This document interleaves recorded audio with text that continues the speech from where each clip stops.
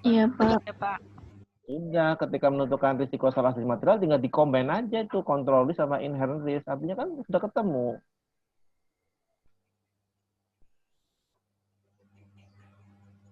Iya nggak sih? Iya, Pak. Iya. Jadi kalian nggak usah bingung-bingung. Jadi konsepnya, konsep. Jadi risiko salah satu material itu adalah kombinasi antara inherent risk dan control risk. Kalau secara matematikanya ya, itu adalah kombinasi inherent risk dan control risk. Artinya ketika kita sudah bisa menentukan control risk, berarti inherent risk sudah ditentukan sebelumnya dong. Berarti kita sudah punya sudah mengantongi dua jenis risiko. Tinggal RMM-nya berapa? Ya di-combine aja. Pakai adjustment juga bisa. Di-combine aja. Ketika risiko inherent risk-nya tinggi, terus kemudian control risk-nya kecil atau menengah, mungkin RMM-nya jadi medium. Kira-kira seperti itulah, di-combine. Mengerti ya? Dipahami ya? Iya, Pak. Ya, Pak. Nah, sekarang setelah auditor bisa menentukan RMM, risk of material misstatement itu, terus ngapain kalau sudah dinilai? Tujuannya ngapain? Apa tujuannya? Apa tujuannya?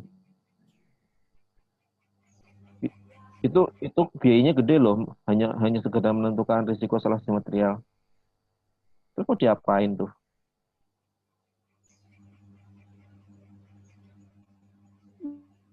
Menentukan bagaimana cara meresponnya, Pak. Oke, benar. Apa responnya?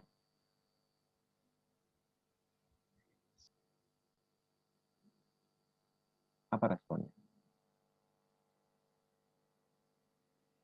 Harus direspon, benar, setuju sekali. Ketika sudah menentukan risiko salah satu material itu harus direspon. Bentuk responnya apa? Bentuk responnya apa? Pengujian audit, Pak. Program audit, Pak. Oke. Sebelum pengujian audit pasti dibuat program audit. Inti dari program audit itu apa sih? Intinya. Intinya. Saya sudah sering sekali kemarin-kemarin itu menyebutkan 3 kata kunci. Ada 3 kata kunci. Tujuan dinilainya RMM. Ada 3 kata kunci. Kalian masih ingat untuk menentukan nature, extent, dan timing. Masih ingat nggak? Ada nature, ada extent, ada timing.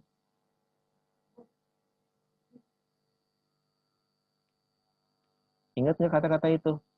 Di slide sebelumnya, Iya, saya Pak. sudah berapa kali tuh. Ada nature, Iya, ada... Pak. Iya kan? Artinya gini, RMM itu setelah dinilai, ya, atau kalau nggak gini, apa tujuan auditor menilai RMM?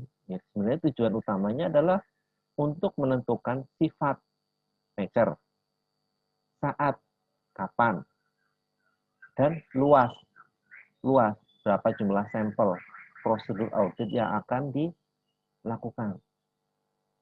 Nah, sifat, saat, dan luas itu tercermin di mana? Tercermin di audit program.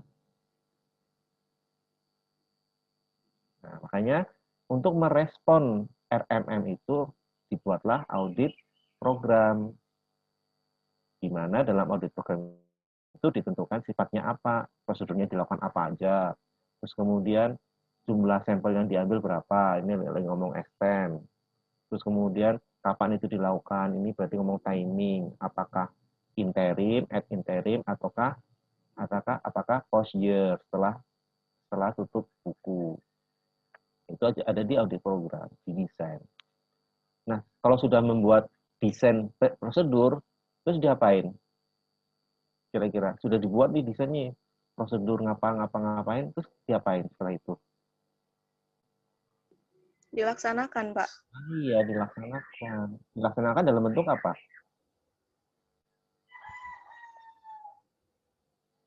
Dalam bentuk apa? Dalam bentuk pengujian.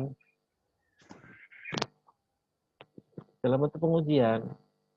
Jadi gitu ya. Jadi kalian harus ngerti konsepnya nih. Jadi ketika kita sudah menentukan RMM harus direspon. Oke, harus direspon tuh. Mau diapain nih RMM itu? Ternyata bentuk responnya ada dua. Yang pertama adalah menentukan sifat dan saat luas dalam sifat, saat dan luas prosedur audit yang terdokumentasi dalam mana audit program.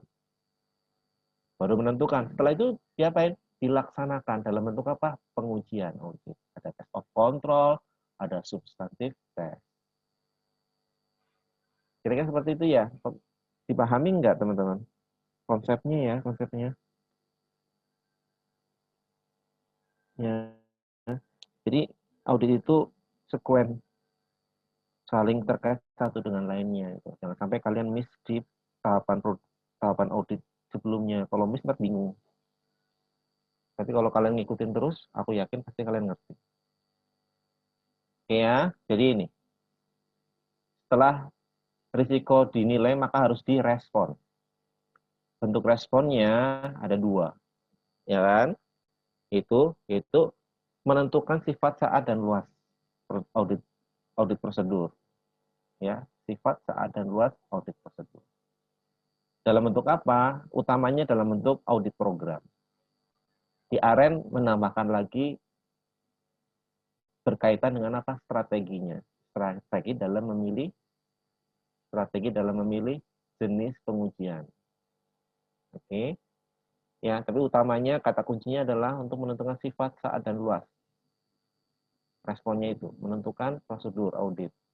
Waktunya kapan dan jumlah yang disampel berapa. Itu sifat, saat, dan luas. Nah, setelah itu baru diapain? Dilaksanakan tuh prosedur yang sudah dirancang dalam audit program itu. Dalam bentuk apa? Dalam bentuk pengujian, audit testing. Tujuannya untuk apa? Untuk mengumpulkan atau memperoleh bukti audit yang cukup dan tepat. Cukup dan tepat. Sampai sini ada pertanyaan nggak? Atau masih bingung?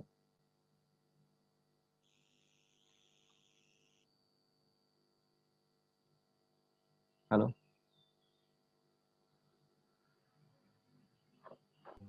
Bapak mau tanya. Ini kok nggak kelihatan ini ya? Yang tanya siapa ya? Gimana caranya ya? Kita sebutin nomor absennya. Ya, siapa nih? Nomor urut 29, Pak. Ini kelas berapa ya? 512 ya? Iya, Pak. 512, Pak. Siapa? Ulan. Iya, Wulan Nurul, Pak. Ya, gimana Ulan? Kan tadi habis kita buat RMM, kita buat audit strategi sama desain audit program. Terus Pak, gunanya PDR itu apa ya, Pak? Plan detection risk. Apa ini buat nentuin jumlah bukti auditnya atau gimana ya, Pak? Iya, PDR itu fungsinya adalah menentukan luas jumlah sampel. PDR itu fungsinya adalah menentukan sampel, jumlah sampel yang akan diuji di substantif test. Ya kan? Sedangkan kita tahu bahwa salah satu bentuk responnya adalah menentukan apa? Sifat, saat, dan luas. Masuk kategori mana? Kalau PDR itu kira-kira lebih tepat ke mana? Extend, luas. Extend. Ya udah, berarti seperti itu. Terjawab nggak? Jawab, Pak. Terima kasih. Ada lagi tanya, ini paham dulu atau enggak nih? Ini konsep. Habis itu kita perinci. Yang penting konsepnya ngerti dulu. Oke ya. Nah, sebelum kita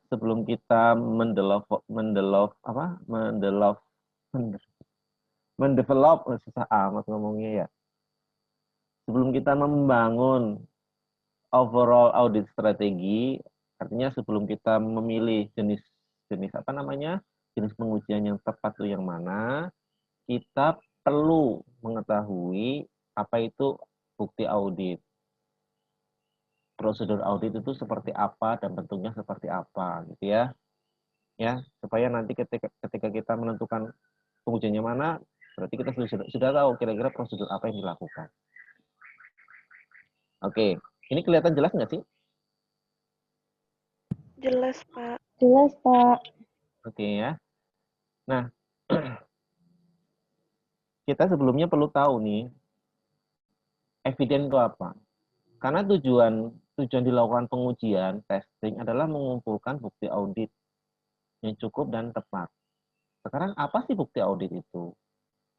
Ya, bukti. Pak, maaf, di layar saya warnanya hijau. Yang lain? Sama, Sama, Pak. Pak. Sama, Pak. Hijau, Pak. Dari tadi hijau. Baru Awalnya saja. enggak, Pak. Baru aja, Pak. Enggak, baru aja. Ini udah putih. Sudah bagus, Pak. Udah. Iya. Udah enggak? Iya. Jelas? Hijau lagi, Pak. Hijau lagi, Oh, Pak. gitu ya. Jadi ketika saya ini kok hijau ya? Pecah-pecah, Pak. Oh. Tapi nggak usah aku ini ya, full screen ya. Ini jelas, kalau gini jelas. Iya. Jelas, Pak. Jelas. Jelas, Pak.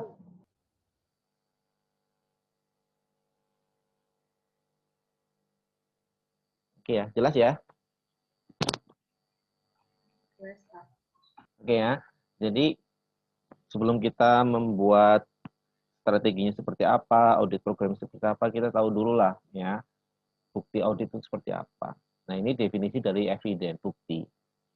Bukti adalah semua informasi. Bukti itu adalah semua informasi yang digunakan oleh auditor untuk apa? Untuk menentukan apakah informasi yang diaudit, berarti dalam hal ini apa? Laporan keuangan ya.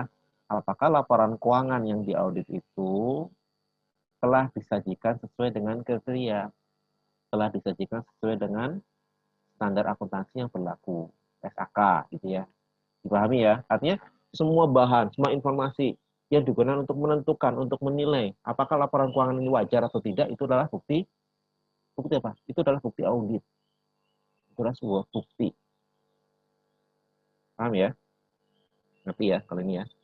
Nah, sekarang bukti itu meliputi apa aja? Ya, keputusan untuk menentukan ini sebagai bukti audit itu meliputi apa aja? Yang tadi. Jadi meliputi apa? Meliputi sifatnya, ya kan? Meliputi saat kapan itu bukti audit diperoleh, kemudian seberapa banyak bukti audit itu diperoleh. Yang pertama, bagaimana cara mendapatkan bukti audit, melalui apa? Prosedur. Ini lagi ngomong nature. Caranya. Bentuk prosedurnya seperti apa untuk mendapatkan bukti audit. Oke ya, nature. Yang kedua, timing. Timing itu kapan? Kapan prosedur itu dilakukan untuk mendapatkan bukti audit? Kapannya? Kapan bukti audit itu diperoleh? Apakah interim sebelum tutup buku atau setelah tutup buku? Karena auditor itu bisa masuk sebelum tutup buku. Ini biasanya untuk klien-klien yang besar. Dan pada umumnya masuknya setelah tutup buku. Di bulan Januari atau Februari dia baru masuk. Kalau setelah tutup buku, itu berarti timingnya apa? Post year, setelah tahun buku.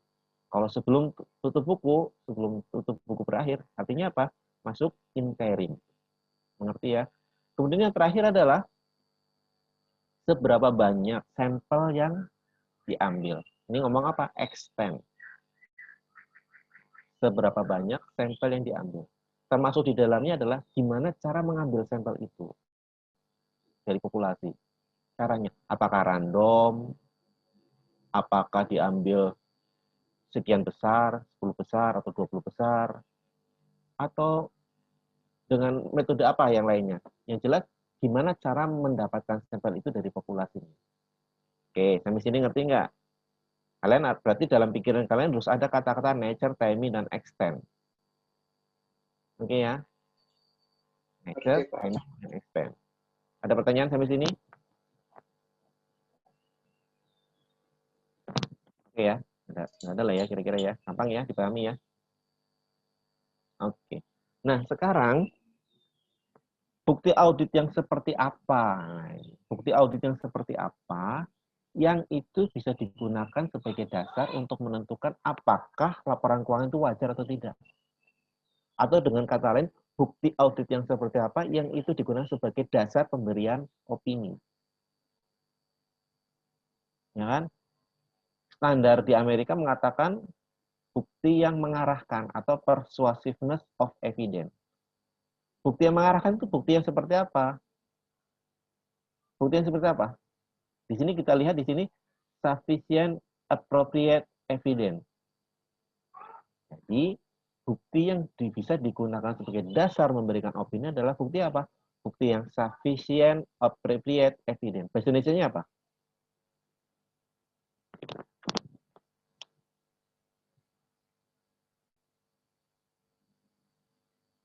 Halo. Apa nih bahasa Indonesia? Bukti yang cukup dan tepat, Pak. Iya. Aku mau ini gimana caranya ya? Mau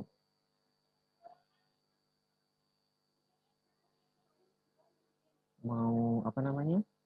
Eviden, yaitu bukti yang cukup dan tepat. Nah, kalian ngomongnya yang lengkap ya. Artinya auditor harus memperoleh bukti yang cukup dan tepat.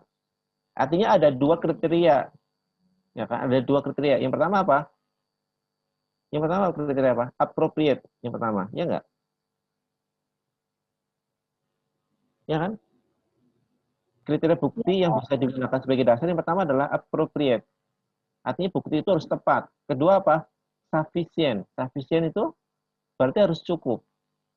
Nah, bukti yang tepat itu terkait dengan dua yang saya sebutkan di atas, yang saya sebutkan sebelumnya, yaitu apa?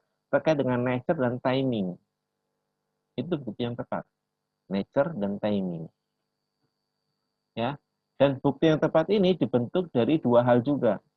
Harus relevan dan harus reliable. Maksudnya apa sih ini? Maksudnya apa? Ya misalnya gini lah ya, misalnya.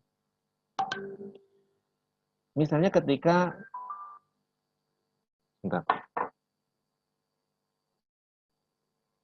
Misalnya ketika auditor itu mengaudit suatu bank kecil, BPR. Kalian tahu BPR?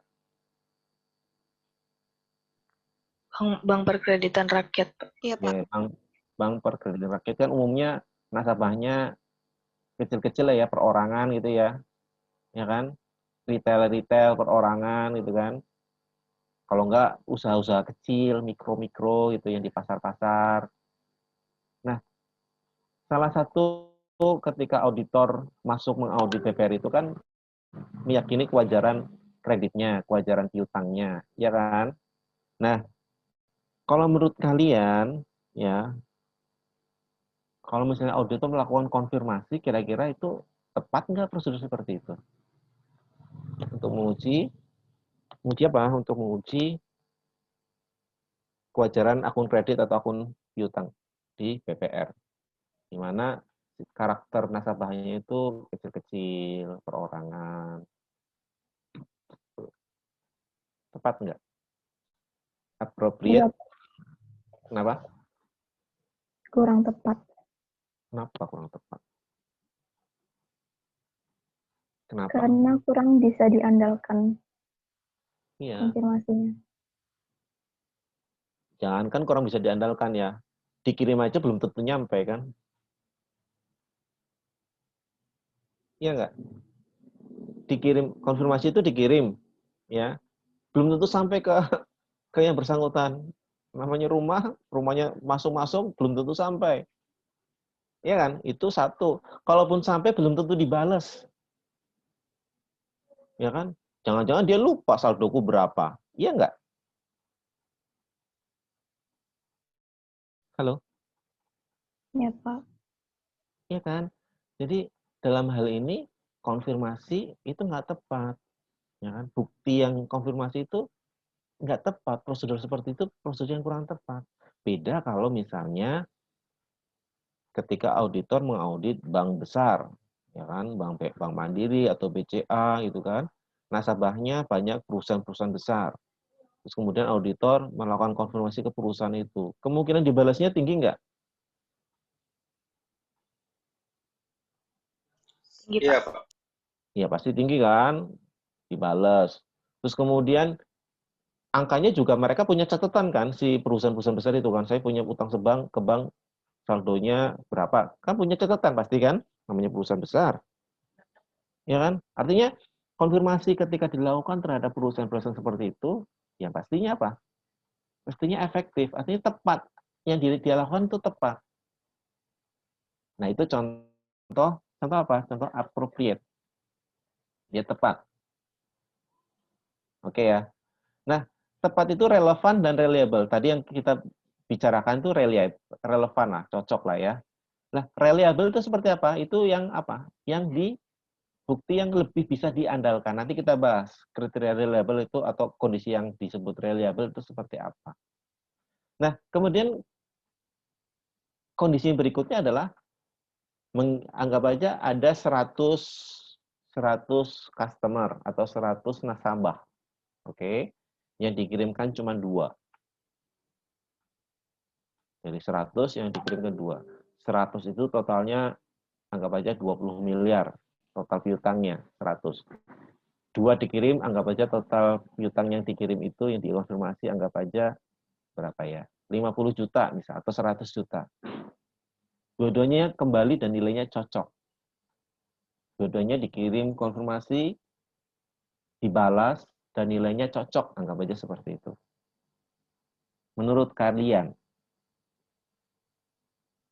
cukup nggak itu sebagai dasar menyatakan bahwa piutang perusahaan itu wajar? Kan dibalas dan cocok, nilainya sama. Oh, disimpulkan piutangnya wajar. Belum tentu, Pak. Kenapa belum tentu?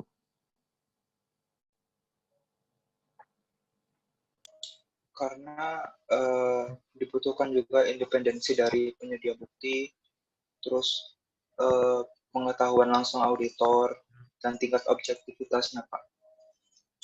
Yang dikonfirmasikan pihak ketiga, ya kan? Pihak di luar perusahaan. Artinya saya kira itu datanya lebih bisa diandalkan kan? Itu kan data eksternal. Bisa diandalkan nggak? Saya kira bisa diandalkan. Bisa dikelabui nggak? Saya kira kecil kemungkinan dikelabui. Karena apa? Ini eksternal. Si perusahaan juga nggak mau dibesar-besarkan piutangnya. Gitu kan? Kalau dikecil-kecilkan piutangnya, banknya yang nggak mau. Kan gitu kan? Artinya, oke lah, dari sisi keandalan bisa bisa di apa?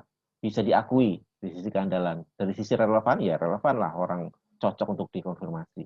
Nah, pertanyaan saya itu cukup nggak sih untuk menyatakan sebagai dasar menyatakan bahwa si piutang itu wajar? Cukup nggak sih?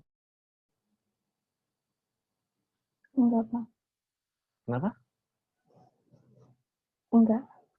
Kenapa enggak? Enggak cukup. Karena tadi yang diambil itu cuma 100 juta, sedangkan utangnya ada 100 miliar. Itu tadi. Iya. Jadi total piutangnya dari berapa tadi? 20 miliar saya ngomong ya, atau berapa tadi ya? Anggapnya 20 miliar ya totalnya ya. Yang disampel cuma 50 juta dari 20 miliar. Terus kemudian hanya dua customer lagi atau 2 nasabah lagi yang dikonfirmasi. Memenuhi kriteria cukup enggak? Cukup dalam artian jumlah, termasuk nilai ya. Cukup enggak? Saya kira sih kurang banyak lah. Masa dari 20 miliar di sampel cuma 50 miliar, terus dari 50 juta, dari 50 juta itu cocok, terus kemudian ya udah piutang itu sebesar 20 miliar wajar. Kayaknya ya kurang lah bukti auditnya. Iya nggak sih kayak gitu? Iya nggak? Halo? Iya, Pak. Iya, Pak. Iya. Seperti logika orang Ya, bodohnya Pak. kecil banget gitu loh. Nah, artinya apa? Tidak cukup appropriate, tapi bukti itu harus cukup secara quantity atau secara moneter.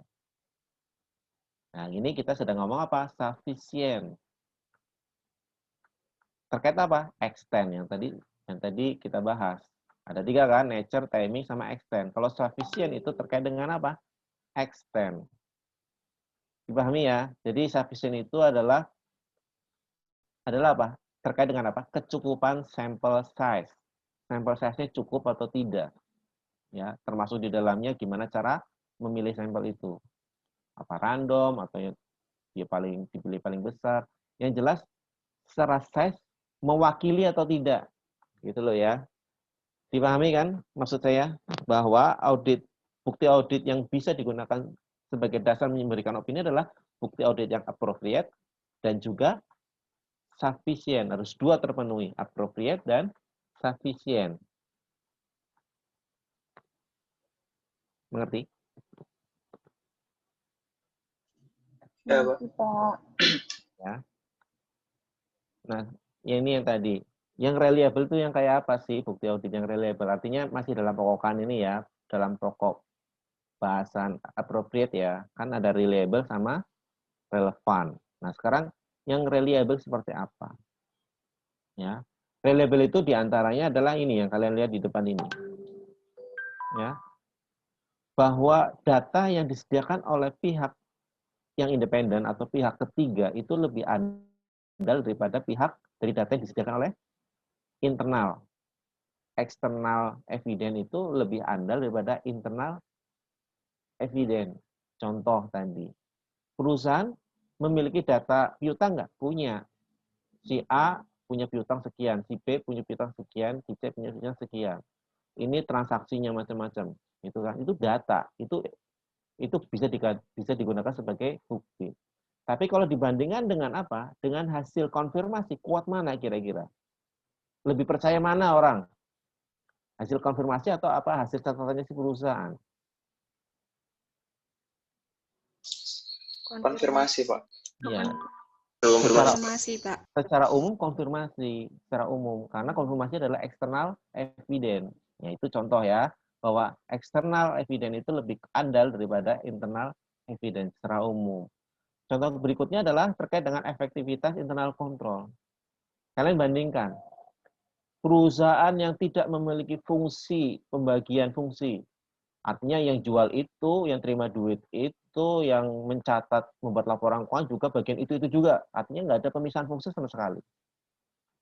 Kalian bandingkan dengan ada perusahaan yang secara kontrolnya bagus. Ada pemilihan fungsi. Fungsi penjualan ada, fungsi pencatatan ada, terpisah. Fungsi kustodi juga terpisah. Artinya ya internal kontrolnya bagus lah. Nah, kalau menurut kalian, ya auditor lebih mengandalkan bukti yang dari mana nih? Invoice-nya yang dari perusahaan internal kontrolnya jelek atau invoice-nya dari internal kontrolnya bagus? Lebih andal mana? Internal kontrol bagus. Nah, itu lebih reliable yang internal kontrolnya bagus. Itu adalah contoh bukti audit itu reliable-nya dilihat dari salah satunya tadi dari eksternal atau internal evidence, independent provider-nya, terus kemudian dari tingkat efektivitas si internal kontrolnya dan seterusnya. Nanti kalian baca ya, kalian baca di buku arennya, rinciannya ya. Kalau saya baca semua, ntar waktunya nggak cukup. Dipahami ya?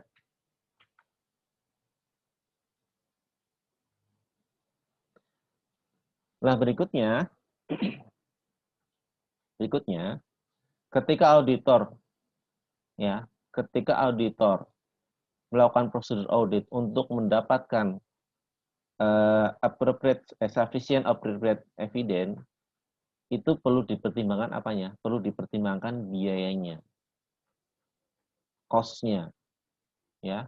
Kalau ada cost yang lebih kecil, tapi syaratnya appropriate terpenuhi, sufficient terpenuhi, ya gunakan itu. Jangan digunakan cost yang lebih besar. Toh tujuannya sama-sama terpenuhi, yaitu apa? Appropriate dan sufficient. Maksudnya seperti itu ya. Jadi ketika auditor itu harus memikirkan ketika mau melakukan suatu prosedur, ya kira-kira mana perusahaan yang paling efisien tapi efektif. Kira-kira seperti itu. Mengerti ya? Halo. Ya, Pak. Mengerti, Pak. Oke, sekarang kita masuk ke jenis-jenis bukti audit.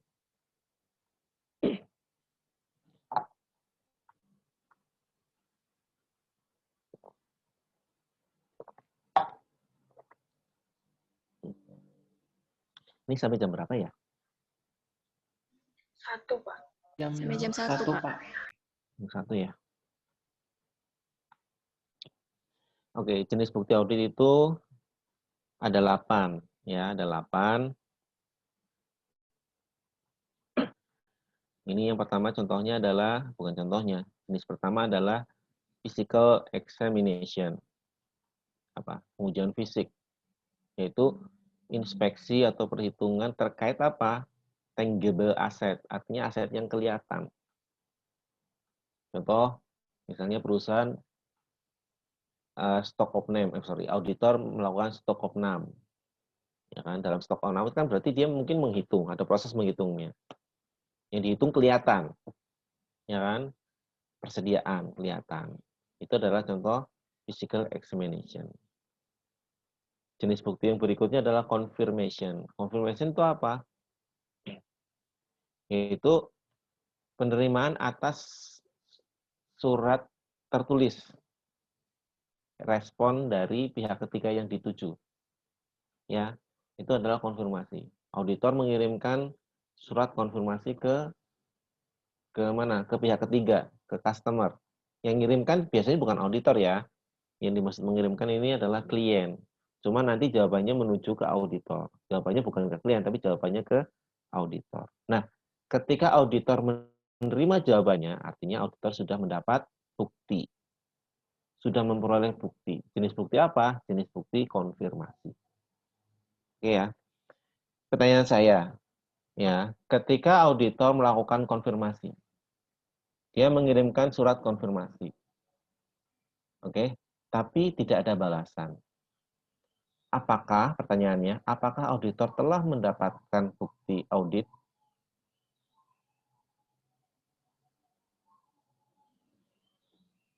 Apa jawabannya?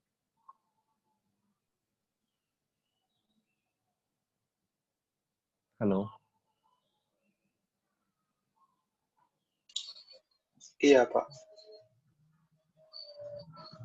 Sudah mendapatkan bukti audit? Iya. Belum, Pak. Kayaknya belum, Pak. Kenapa belum? Kenapa iya? Yang iya dulu deh, yang iya dulu. Kenapa iya?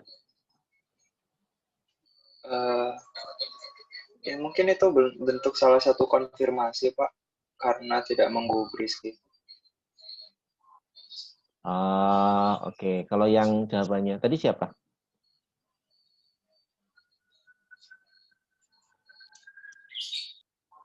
Kalau yang jawabannya belum, alasannya apa?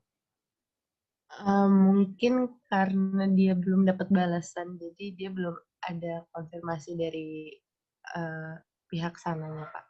Jadi belum bisa dibilang sebagai bukti. Ini siapa yang ngomong ini? Saya, Pak Kristi. Sebutin absennya dong. Absen 7, Pak. Kristi, Absen 20, Pak. Rokib. Iya. Ini 5-12 atau 5-13 sih? 7 sama 20, Pak. Ini kelas 5-12 ya? Pak. Ya. 5-12, Pak. 12. Oh, Rokib yang orang Sokaraja ya? Oh, bukan. Bukan, Pak. Yang Sokaraja siapa? Pasuruan saya. Pasuruan. Oh, ini. Oh, sorry. Salah. Tapi kan 5-13. Ini 5-12 ya? Oke. Iya, jadi gini. Kalian lihat nih ya. Kata-kata the receipt. Artinya receipt itu apa? Menerima, telah menerima. Oke. Kalau sudah menerima, artinya dia sudah mendapatkan bukti audit. Tapi kalau misalnya nggak ada balasan, artinya dia belum mendapatkan bukti audit. Oke ya. Jadi kalian bedakan mana yang disebut prosedur, mana yang disebut bukti. Prosedur itu adalah cara untuk mendapatkan bukti, itu prosedur. Mengirimkan konfirmasi itu adalah prosedur. Ya kan? Ketika konfirmasi diterima oleh auditor, artinya auditor sudah mendapatkan bukti. Dipahami ya? Begitu ya. Karena tidak semua prosedur itu terpenuhi, tercapai. Bisa jadi dikirimkan prosedur, dikirimkan konfirmasi, nggak dibalas. Artinya prosedurnya nggak tercapai. Auditor harus melakukan prosedur lain hingga dapat bukti audit yang cukup dan tepat. Dipahami ya? Jadi bedakan antara prosedur sama bukti audit. Oke, mengerti teman-teman? Mengerti, Pak. Oke, berikutnya adalah inspeksi. Inspeksi itu terkait dengan pemeriksaan atas dokumen atau catatan. Misalnya auditor itu mengecek invoice, cek amount-nya, jumlahnya. Itu inspeksi itu. Mengecek apakah ada tanda tangannya, prosesinya atau apapun lah. Itu namanya inspeksi. Mengecek apakah pre-number atau enggak. Berarti ngecek dokumen kan? Itu inspeksi. Oke. Kemudian minutes of meeting, membaca. Itu inspeksi. Berarti membaca berarti ada dokumennya kan ya. Itu artinya inspeksi. Dipahami ya? Inspeksi itu apa ya? Kemudian berikutnya adalah analytical procedure. Yaitu membandingkan antar data keuangan atau data keuangan dengan data non-keuangan. Apapun lah. Yang sifatnya adalah komparasi. Dan hasil komparasi itu dibandingkan dengan apa? Dibandingkan dengan ekspektasi si auditor. Dibandingkan dengan ekspektasi si auditor. Nah, analytical procedure itu bisa dilakukan di 3 tahapan. Ya kan? Bisa dilakukan di 3 tahapan. Yang pertama di planning dia lakukan. Ya. Ketika analytical procedure dilakukan di tahapan planning berarti dia sedang melakukan risk assessment. Ya kan? Dia sedang melakukan pemahaman bisnis klien. Ujung-ujungnya adalah apa? Untuk menentukan risiko. Itu adalah analytical procedure yang ada di tahapan planning. Kita sudah bahas. Oke. Kemudian ada analytical procedure yang dilakukan di tahapan testing, di tahapan pengujian. Tujuannya apa? Tujuannya adalah mendapatkan bukti audit. Tujuannya mengumpulkan bukti audit. Oke. Ada juga analytical procedure yang dilakukan di tahap penyelesaian, completing audit. Ini sebagai review. Review material statement yang telah ditemukan di tahap testing, di-review lagi. Nah, ini adalah analytical procedure di tahapan completing. Oke ya. Nah, kemudian apa sih yang dibahas pada umumnya? Pada umumnya, data internal perusahaan. Berarti yang dot kedua ya, similar prior period data. Jadi 3 tahun terakhir, financial rasionya apa aja? Current rasionya, quick rasionya, turnover-nya, apalagi ROA-nya, ROE-nya, dan sebagainya. Ya kan? Horizontal ataupun vertikal. Nah, itu adalah salah satu bentuk-bentuk analytical prosedur. Umumnya dilakukan di mana kalau kayak gitu? Kalau rasio-rasio. Di tahap mana?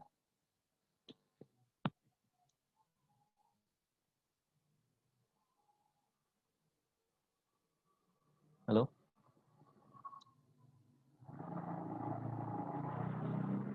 Pengujian, Pak.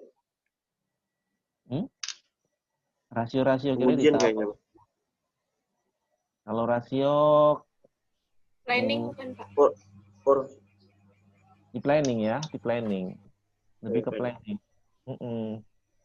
Kalau itu kan masih data secara umum ya, artinya menentukan ini perusahaan dalam kondisi sakit atau enggak, risikonya apa. Itu umumnya di planning itu mengenai rasio-rasio, umumnya ya, rasio-rasio. Termasuk juga pembandingan dengan rata-rata industri yang dot pertama ini.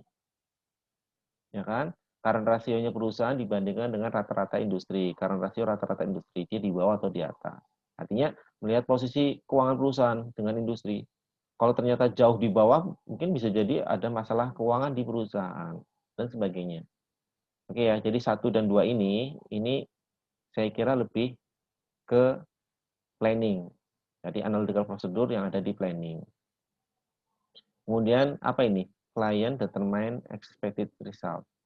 Jadi untuk melihat, contohnya apa ya ini ya kira-kira ya?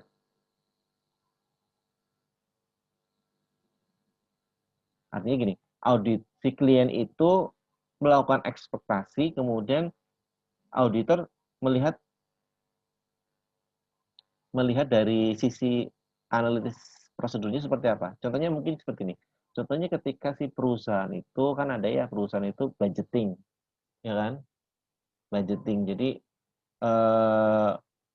memperkirakan budgetnya berapa gitu loh. Itu perusahaan pasti punya, ya kan? Artinya kalau ngomong budget berarti ngomong ekspektasi, belum dilakukan kan, baru perkiraan. Nah, perkiraan itu dilihat sama si auditor. Jadi perkiraannya itu posisinya wajar atau enggak gitu loh. Itu contoh yang gampang dari sisi budgetingnya. Di perusahaan ada budgeting, namanya budgeting kan belum terrealisasi. Nah, budgeting itu adalah suatu perkiraan perusahaan kan. Nah, si auditor itu memperkirakan kira-kira budgetnya perusahaan itu handal atau enggak. Nah, kemudian berikutnya adalah auditor determine expected result. Ini yang lebih terkait di pengujian substantif. Ya, pengujian substantif. Contohnya saya sering mencontohkan itu ketika auditor menguji gross profit. Gross profit. Ya, gross profit. Auditor punya data dong, ya 3 tahun terakhir gross profit-nya sekian. Auditor bisa melihat trennya naik atau turun atau stabil, ya kan? Anggap aja tren 3 tahun atau 4 tahun terakhir, 5 tahun terakhir itu trennya naik 2-3% atau 4%. Nah, artinya di tahun ketika auditor sebenarnya sudah memperkirakan, nah paling perkiraannya gross profit di tahun berjalan ini naik 3% dari tahun sebelumnya. Anggap aja seperti itu. Itu kan perkiraan siapa?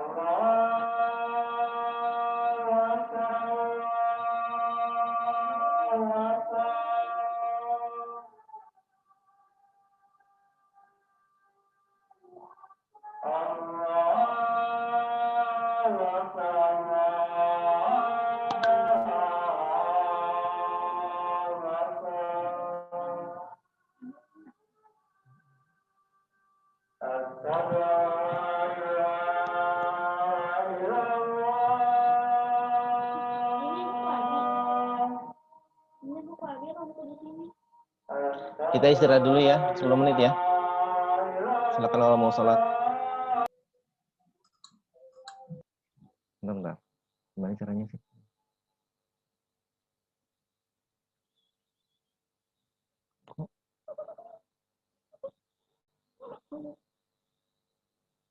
Bentar ya. Kalian tadi paham nggak? Atau stres, bingung? Halo? Lumayan paham, Pak. Ini Paham. kelas 5-12. PJJ 5-12.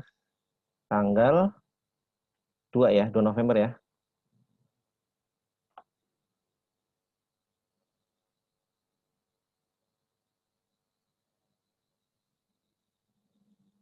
Tadi ada kelas nggak? Ada, Pak. Ada, Pak. Oh, ada. Kelas pengganti juga? Iya, Pak. Aku nanya, teman-teman kalian tuh di kelas lain ya, itu pemahaman terhadap auditnya gimana? Mengerti atau gimana mereka? Pernah ngobrol atau enggak? Susah, Pak. Susah? Tergantung dosen, Pak. Oh, tergantung dosen.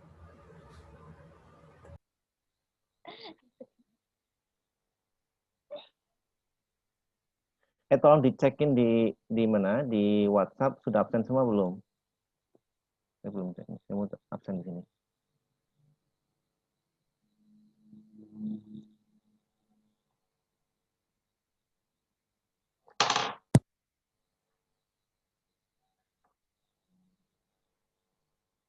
Yang sakit siapa? Deborah. Siapa namanya? Deborah, Pak. Sakit apaan sih? Yang ngelanjutin sakit kemarin ya? Kemarin tuh Katanya tiba-tiba demam, Pak. Meriang gitu. Oh gitu. Iya. Bukan karena yang dulu itu. Dulu kan pernah Bukan, sakit Pak. katanya. Iya, ini sakit lagi, Pak. Tiba-tiba demam gitu ya. Iya, Pak. Yang lain udah absen semua?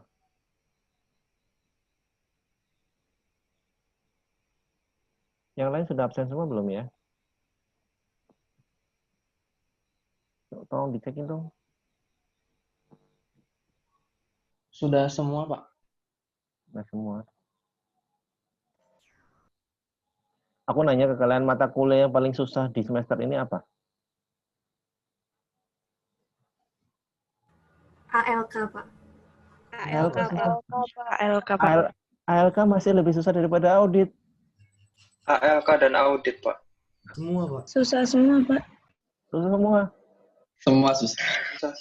Loh, audit kan gampang. Audit itu kan pelajaran logika aja audit. Apa logikanya susah ya kali ya?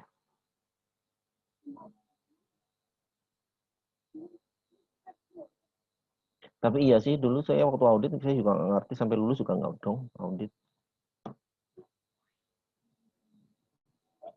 Aren, bentar.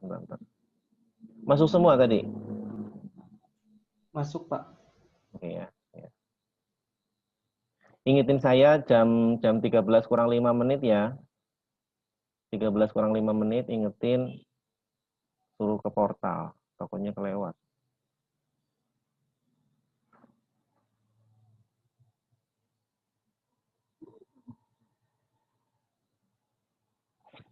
Oke, saya lanjutkan lagi.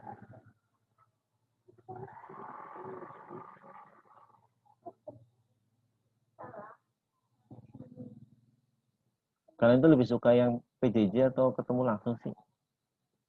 Ketemu langsung, Pak. Ketemu langsung, Pak. Langsung, Pak.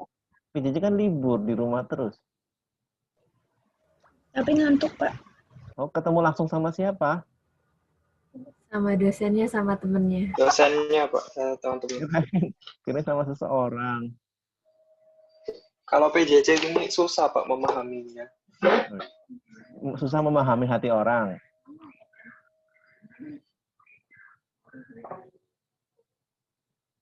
Iya, susah memahami hati orang gitu ya. Susah ditebak ini orang ini maksudnya apa gitu kan. Oke ya, udah kelihatan belum?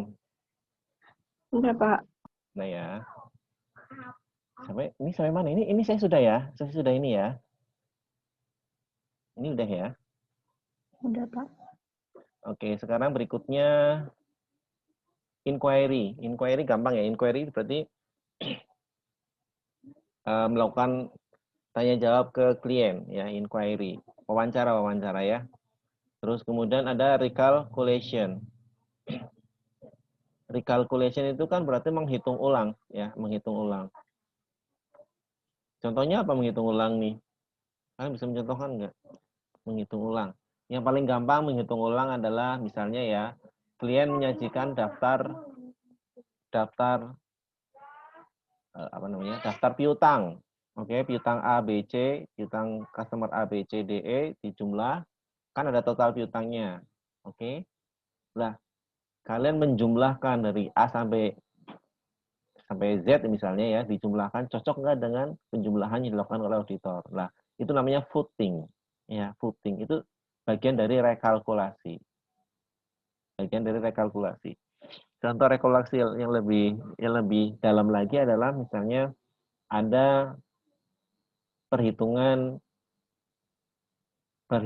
nilai persediaan. Oke. Jadi ada kuantitinya, ada unit cost-nya. Ya kan? Persediaan yang tersedia dalam neraca atau posisi laporan keuangan itu kan nilai dolar atau nilai rupiahnya kan? Artinya perkalian antara kuantiti dan apa? Kuantiti dan apa? Dengan unit cost. Nah, kalau auditor menghitung ulang perkalian dan unit cost, itu namanya juga rekalkulasi. Ya, artinya namanya rekalkulasi itu menghitung ulang lah apa yang sudah dihitung oleh perusahaan. Dipahami ya?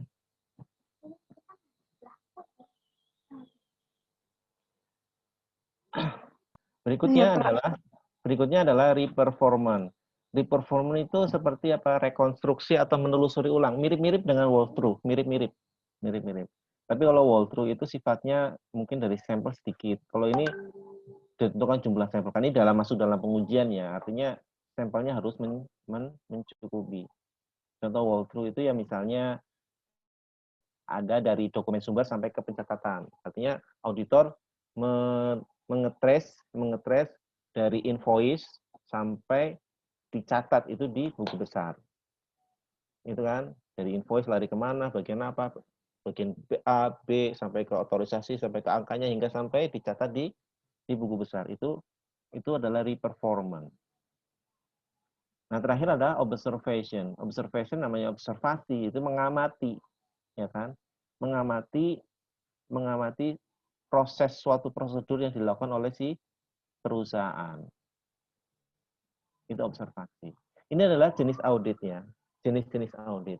Jadi ketika auditor telah melakukan itu, telah melakukan itu atau telah menerima kalau itu konfirmasi misalnya, itu berarti dia sudah mendapatkan bukti audit.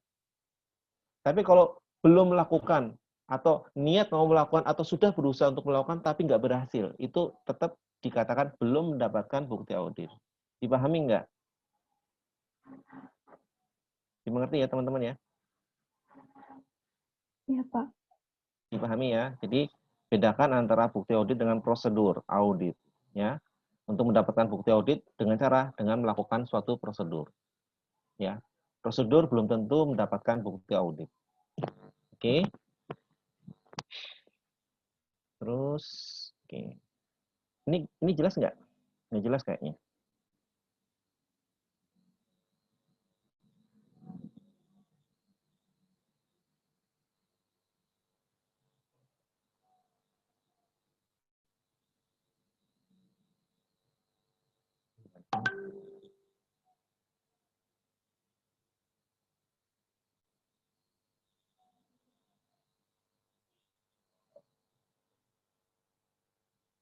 Ini yang tampil di kalian nih kayak apa nih? Berantakan nggak yang tampil? Ini kelihatan nggak? Kelihatan tapi ada hijaunya, Pak. Oh iya iya iya.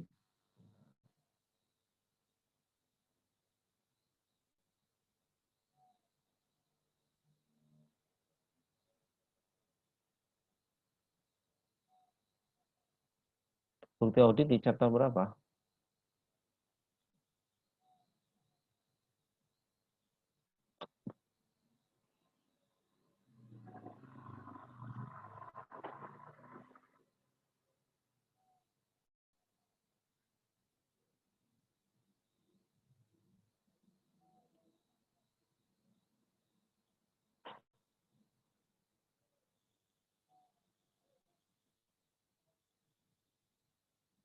Kelihatan? Kelihatan nggak? Kelihatan, Pak. Jelas Kelihatan, atau? Pak. Jelas ya? Iya, jelas.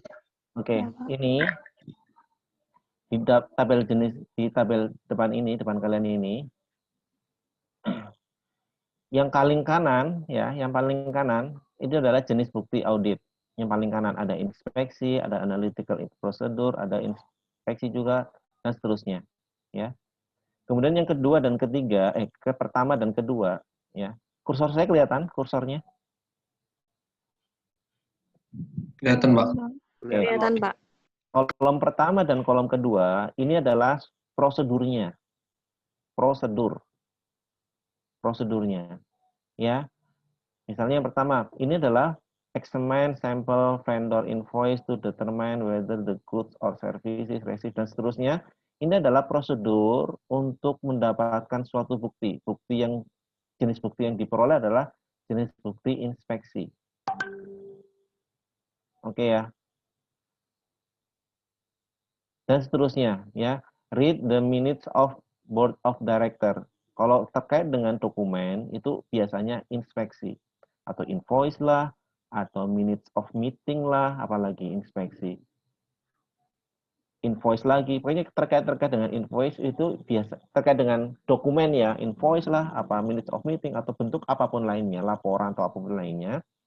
Itu umumnya adalah jenis bukti inspeksi. Oke ya. Jadi kalian itu perlu tahu nih ya, perlu tahu. Ini prosedur audit apa? Prosedur audit untuk mendapatkan bukti audit yang apa? Ya, ini dicontohkan nih. Misalnya rekalkulasi, bukti audit rekalkulasi ini contohnya prosedurnya adalah recompute, ya, menghitung ulang unit sales-nya dengan number unit of sample duplicate-nya. Nah, ini adalah prosedurnya, oke, prosedurnya. Jika ini telah dilakukan, berarti dia sudah mendapatkan bukti audit. Jenis bukti audit apa? Rekalkulasi. Dimengerti nggak ini?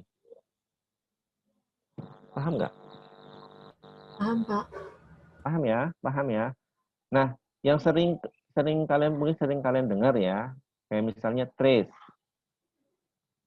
Trace itu apa sih? Trace, tracing, vouching, gitu-gitu ya. Itu apa sih trace? Ada yang tahu nggak trace? Tracing. Teknik bukan, Pak? Ya teknik apa? Itu suatu prosedur kan? Suatu prosedur audit. Tapi pengertiannya apa? Tracing. Lakukan tracing. Itu maksudnya apa sih tracing? Kalau compute udah jelas secara arti udah tahu. Menelusuri bukan, Pak? Menelusuri seperti apa? Ini menelusuri. Tapi seperti apa maksudnya? Jadi trace itu ya, kalau kalian menurut tracing itu sifatnya adalah dari dokumen sumber ke pencatatan. Itu tracing. Ya. Dari invoice ke mana? Ke buku besar misalnya. Itu tracing. Yang sifatnya dari dokumen sumber ke pencatatan, itu tracing. Kebalikan dari tracing apa? Kebalikan dari tracing. Coaching, Pak. Vouching, ya. Vouching itu sifatnya dari catatan ke dokumen sumber. Dipahami nggak nih vouching? Vouch sample recorded acquisition transaction. Berarti kan ini catatannya apa? Dokumen catatannya recorded acquisition transaction. Ini adalah catatan. Kemana? Invoice. Invoice adalah apa? Dokumen sumber. Receiver report adalah dokumen sumber. Artinya dia menelusuri dari catatan sampai ke dokumen sumber. Itu vouching. Dibedakan ya, kalau tracing dari dokumen sumber sampai ke pencatatan, itu tracing. Misalnya dari menelusuri dari invoice sampai ke catatan transaksi, itu namanya tracing. Tapi kalau dari catatan ke invoice, itu namanya vouching. Dimengerti? Ngerti nggak? Halo? Paham? Paham, Pak. Paham. Nah, sekarang saya tanya lagi. Kalian masih ingat asersi? Asersi masih ingat? Atau tujuan audit juga masih ingat?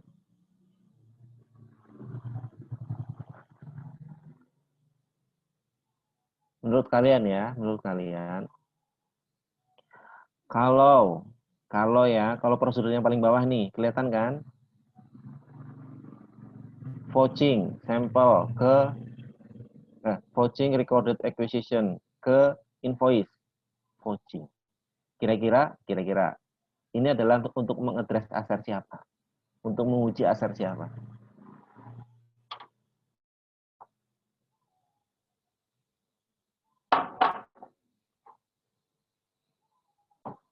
Menguji asersi apa? Ini akun nih. Ini akun apa? Ini akun enggak kelihatan. Anggap aja akun piutang atau akun penjualan lah, akun penjualan. Vouching ke invoice. Itu kira-kira sedang mengadres asersi apa? Valuation bukan, Pak. Existence bukan. Valuation, existence. Existence, kalau existence dia nggak existence. Coba existence dulu deh, existence. Kan dari catatan ke dokumen kan? Berarti untuk membuktikan bahwa transaksi ini benar-benar ada. Kan kira-kira seperti itu ya, existen ya. Kalau nggak occurrent ya. Iya, Pak. Ya, oke. Ya, kalau vouching berarti asersi yang terkena salah satunya adalah occurrent atau existent. Ada lagi nggak asersi lainnya yang kena? Apa cuma existent doang? Valuation, Pak. Valuation. Oke, valuation berarti ngomong dengan angka ya. Kalau valuation berarti terkait angka ya. Berarti di catatan sales ke PTA adalah 20 miliar. Ditelusuri ke invoice, ternyata benar ada 20 miliar. Iya, artinya dari sisi valuation-nya pun bisa diaddress. Oke ya. Oke, ada lagi nggak kira-kira? Akurasi, Pak. Hmm? Akurasi. Ya, accuracy itu bagian dari valuation lah ya. Ya kan, accuracy. Accuracy kan dari sisi tujuan auditnya. Kalau asersinya kan valuation ya. Ya, itu bagian dari valuation sama aja. Kira-kira seperti itu ya. Jadi gini, yang maksud saya di sini adalah kalian tuh harus tahu ya, harus tahu ini prosedur untuk mengadres asersi atau tujuan audit yang mana. Itu harus tahu dan itu akan muncul di audit program. Ya, vouching contohnya. Vouching berarti dia akan menguji asersi, existence, dan valuation. Setidaknya dua asersi itu kena nih. Ya, jadi pertama kalian harus tahu prosedur ini untuk mengadres asersi atau tujuan audit yang mana. Yang kedua, satu prosedur audit bisa mengadres lebih dari satu asersi atau tujuan audit. Dipahami ya? Contoh yang tadi, ternyata vouching itu bisa mengadres asersi eksistensi dan juga asersi valuasi. Dimengerti? Jadi ada dua nih, ada dua muatan pesan di sini. Yang pertama kita harus bisa menentukan prosedur ini itu mengadres asersi atau tujuan audit yang mana. Itu yang pertama. Yang kedua, satu prosedur audit bisa mengadres lebih dari satu asersi atau lebih dari satu tujuan audit. Dipahami nggak? Paham? Paham, Pak. Paham, Paham. Pak. Contoh. Misalnya misalnya auditor melakukan konfirmasi. Nah, konfirmasi kan? Kira-kira bukti auditnya jenisnya apa? Ya konfirmasi. Iya kan? Jenis bukti auditnya. Mengirimkan surat konfirmasi. Ini dia dalam rangka mendapatkan bukti audit jenis konfirmasi. Nah, yang utama yang harus tahu, kira-kira asersi apa yang diadres dari prosedur konfirmasi? Yang mau diadres, yang mau diuji.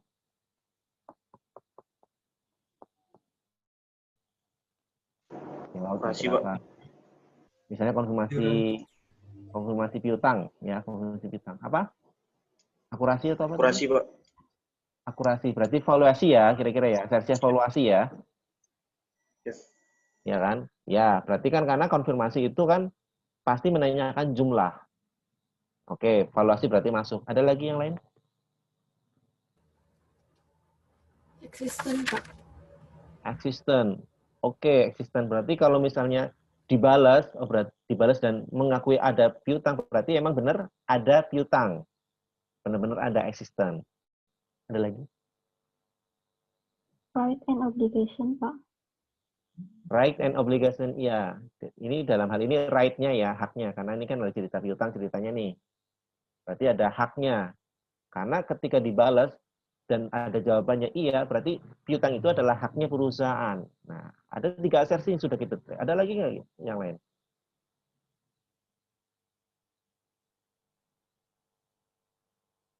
Ada lagi yang lain? Kalau menurut kalian kelengkapan masuk nggak? Completeness? Masuk, Pak. Masuk kan? Artinya piutang itu sudah dicatat di perusahaan. Memang ada. Nah, itu berarti completeness. Artinya konfirmasi itu bisa mengadres berapanya? Ya 4 lah yang tadi kita identifikasi ya. Ada 4 asersi atau tujuan audit.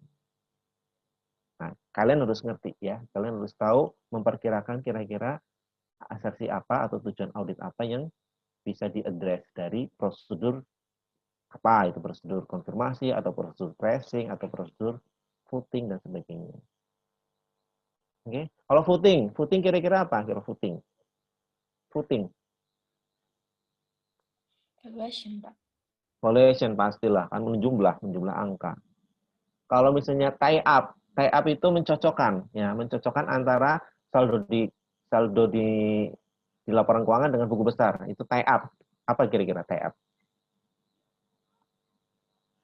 Asersi apa?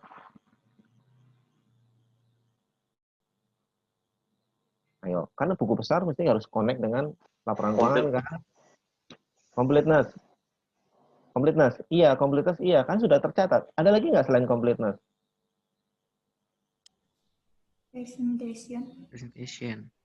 Presentation. Kalau presentation itu lebih ke ini kali ya, lebih ke pengungkapan. Lebih pengungkapan. Kalau misalnya aku ngomong valuation, masuk nggak valuation? Masuk, Pak. Valuation tetap masuk, Masuk, karena Pak. kata kuncinya kalau ada angka berarti ini ngomong valuasi. Nah, kira-kira seperti itu ya. Kalian pahami kan maksud saya?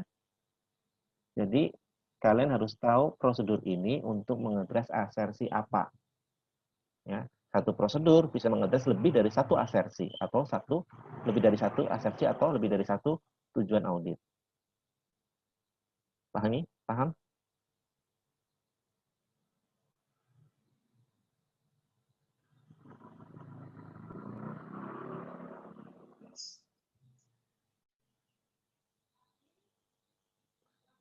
Kalau kayak gini, yang muncul masih yang tadi atau udah beda slide lagi?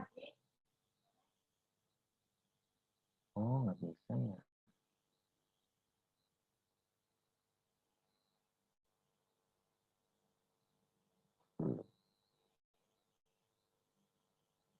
Kelihatan ya?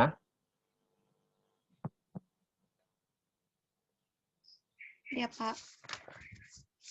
Oke, sekarang kita masuk ke tipe-tipe pengujian. Oke. Kita sudah membahas mengenai prosedur audit, membahas mengenai tipe audit, dan juga menyinggung asersi yang terkait. Oke, sekarang kita masuk ke jenis pengujian. Kalian perlu tahu jenis pengujian. Kalian sudah baca kan yang di AREN, jenis pengujiannya di AREN ada berapa?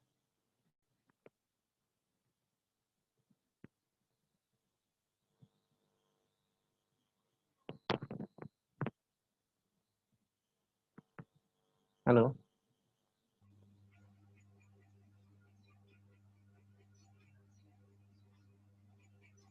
Lima, Pak.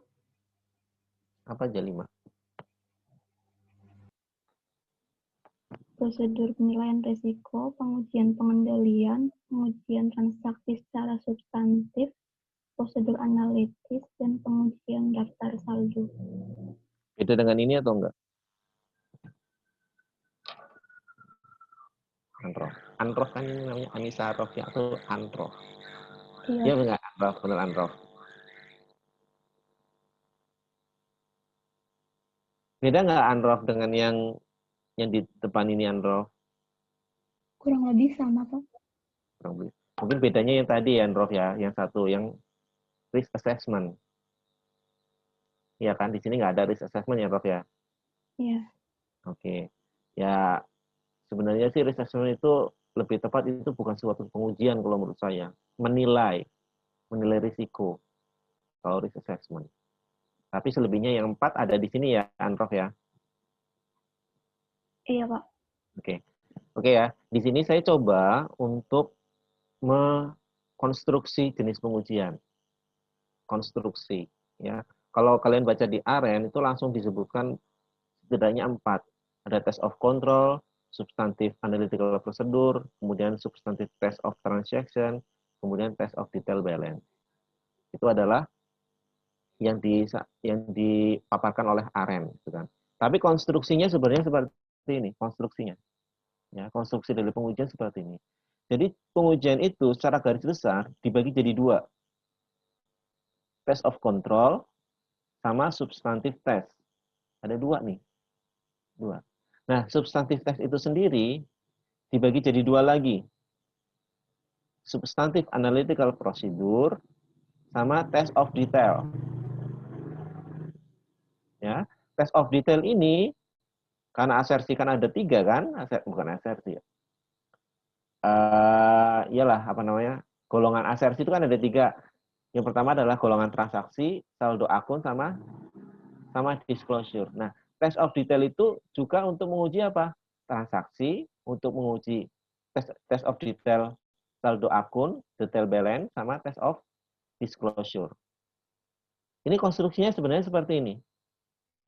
Ya, kalau di aren langsung. Tapi kalian perlu tahu konstruksinya seperti ini. Ya. Jadi ketika ada orang yang ngomong substantif test, nggak ada embel-embelan, ya berarti yang dimaksud adalah substantif analytical procedure sama test of detail. Termasuk di dalamnya adalah substantif test of transaction dan juga test of detail balance. Paham ya? Nah, di sini test of detail balance terkait dengan transaksi, Aren sering menyebutnya dengan substantive test of transaction. Maksudnya ini, dia itu sebenarnya test of detail. Sebenarnya dia itu test of detail. Cuman Aren menamakan dengan substantive test of transaction. Ya. Terus kemudian adalah test of detail balance. Nah, ini masih sama dengan Aren. Oke, dari konstruksi ini bisa dipahami nggak? Kalian bisa memahami atau enggak? Bisa, Pak. Paham ya? Ngerti ya? Artinya ini sebenarnya sama dengan aren ya. Sama dengan aren ya. Karena harus ngerti substansinya dengan aren itu di mana. Paham ya? Di aren kan langsung test of control, substantive analytical procedure, STOT, substantive test of transaction, sama test of detail balance. Aren kan seperti itu. Tapi sebenarnya seperti ini. Oke ya. Khusus untuk yang disclosure, ini umumnya langsung masuk ke test of detail balance ataupun langsung masuk ke transaksi. Tapi sebenarnya dia ada 3. Oke ya, jadi ada, kalau disesuaikan dengan aren ya sama aja, ada test of control, analytical procedure, STOT, sama detail balance. Mengerti ya? Ada pertanyaan nggak sampai sini?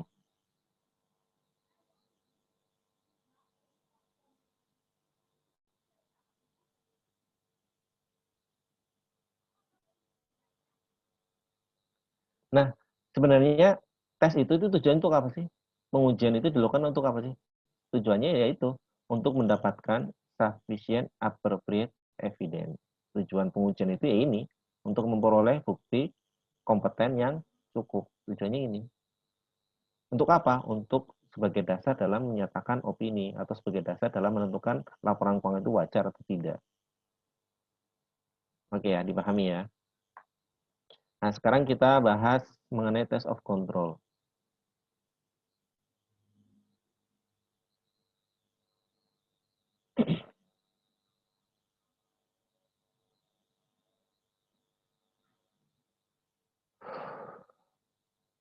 Test of control itu apa? Test of control adalah tes yang digunakan untuk menentukan apakah kontrolnya perusahaan itu efektif atau tidak. Itu test of control. Gampang kan ya? Nah, sekarang hubungannya, relationship-nya dengan understanding internal control itu seperti apa? Dengan substantive test itu seperti apa? Kalian masih ingat kan, understanding internal control itu ngapain? Kerjaan auditor ngapain di tahapan pemahaman internal control? Ngapain?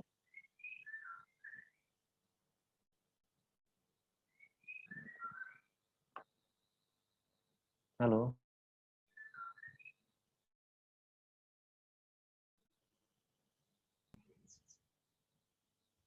Untuk menentukan kontrol risk, Pak. Itu endingnya. Tapi sebelum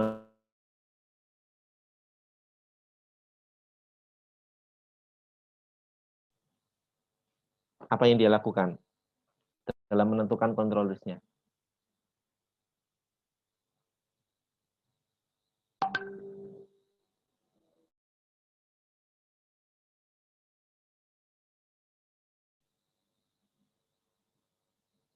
Tadi siapa yang jawab? Syifa, Pak. Syifa. Gimana Syifa? Jawabannya iya Syifa benar. Endingnya adalah menilai kontrol risknya. Tapi untuk menilainya itu caranya gimana? Apa yang dinilai? Apa yang dievaluasi?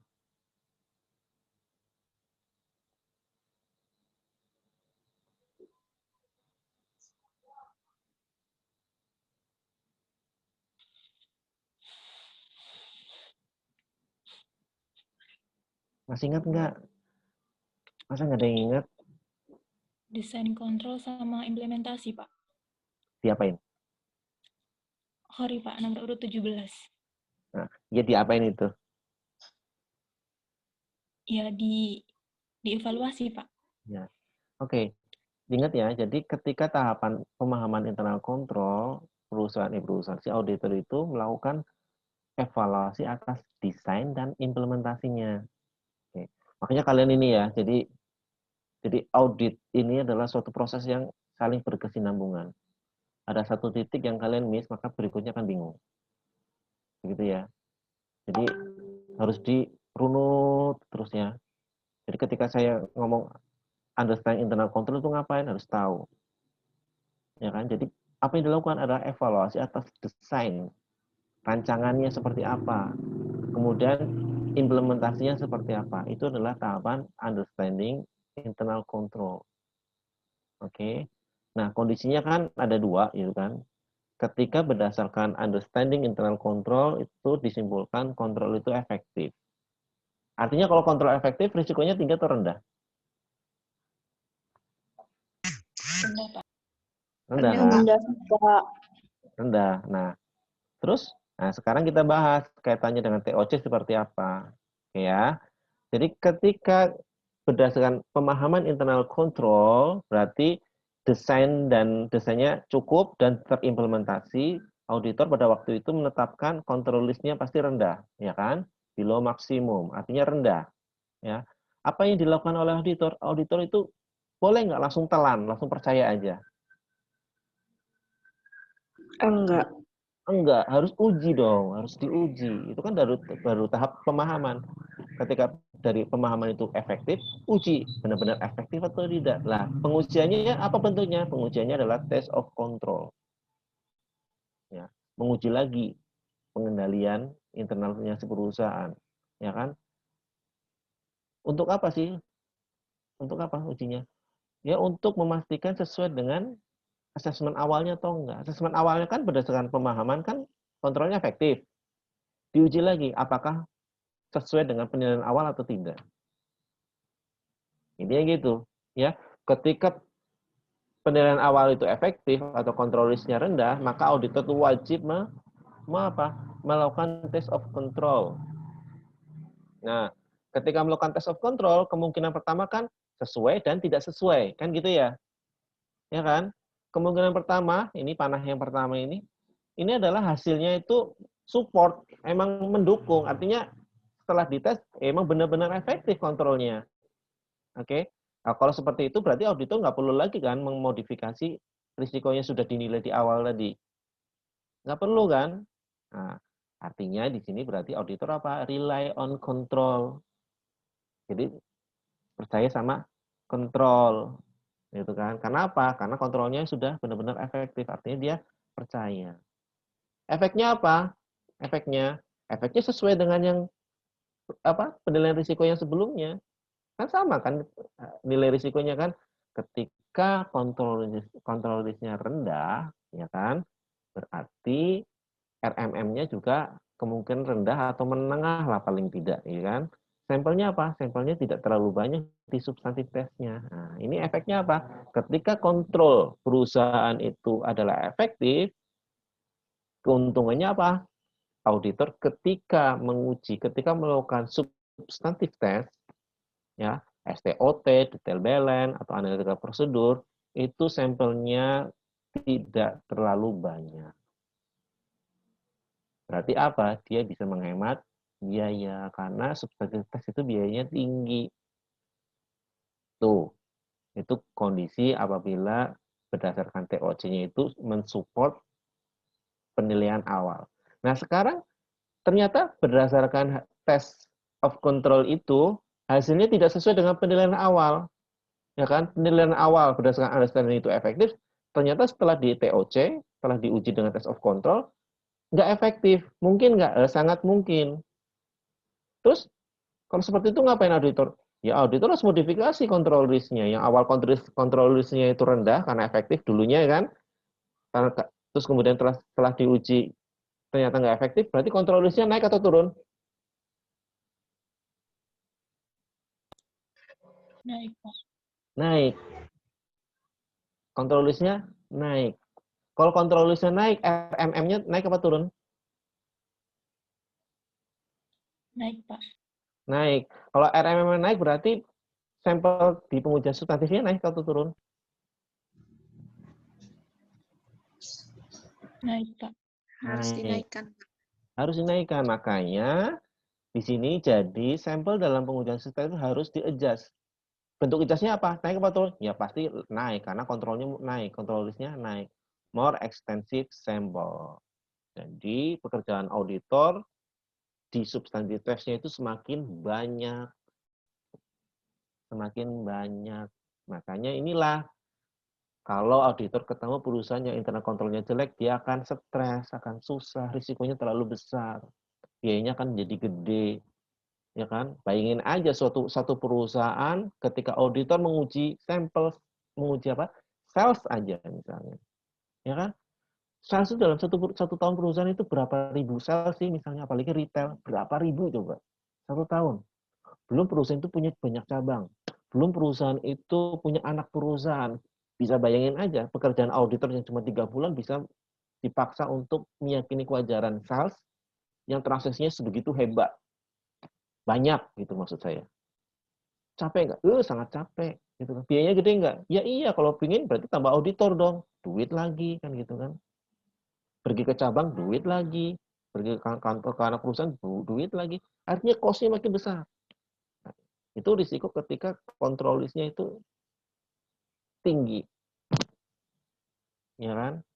Nah, itulah kira-kira ya. Itu kira-kira efeknya. Efeknya. Nah, sekarang kondisi yang kedua. Kondisinya adalah ketika dalam pemahaman internal control dulu sebelumnya, auditor menyimpulkan internal controlnya nggak efektif. Artinya desain dan implementasinya nggak jalan. Nah, kalau seperti itu kira-kira perlu dilakukan test of control atau enggak?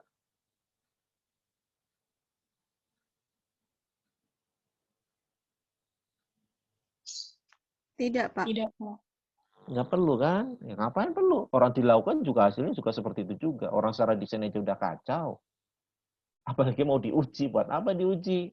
Buang-buang tenaga, buang-buang biaya. Toh hasilnya akan sama. Karena itu dia langsung bypass aja ke substantif test.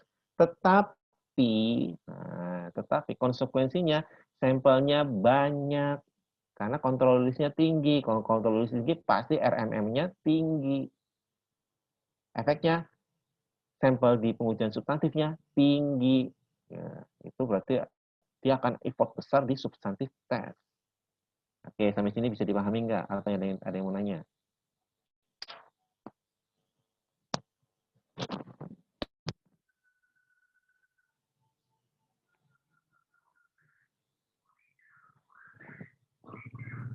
Paham nggak, teman-teman?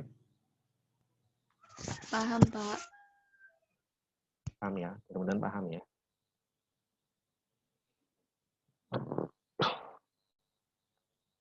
Sekarang kedua adalah substantif test. Ya, substantif test itu apa? Jadi tes untuk mendeteksi atau menguji ya, menguji adanya salah saji monetary, ya, salah saji keuangan.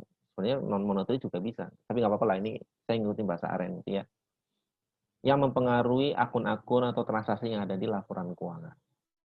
Ya, dengan kata lain itu pengujian yang embedded langsung terkait dengan akun atau saldo yang ada di laporan keuangan. Ya, transaksi atau akun yang ada di laporan keuangan. Atau apakah itu sales, apakah itu piutang dan lain-lain. Langsung ke arah itu. Kalau apa namanya? Kalau internal control kan transaksinya itu ya, prosesnya itu loh. Nggak bisa langsung menembak. Kalau ini ke transaksinya dan langsung ke mana? Ke akunnya. Terus terdiri dari apa aja? Tadi saya sudah sampaikan.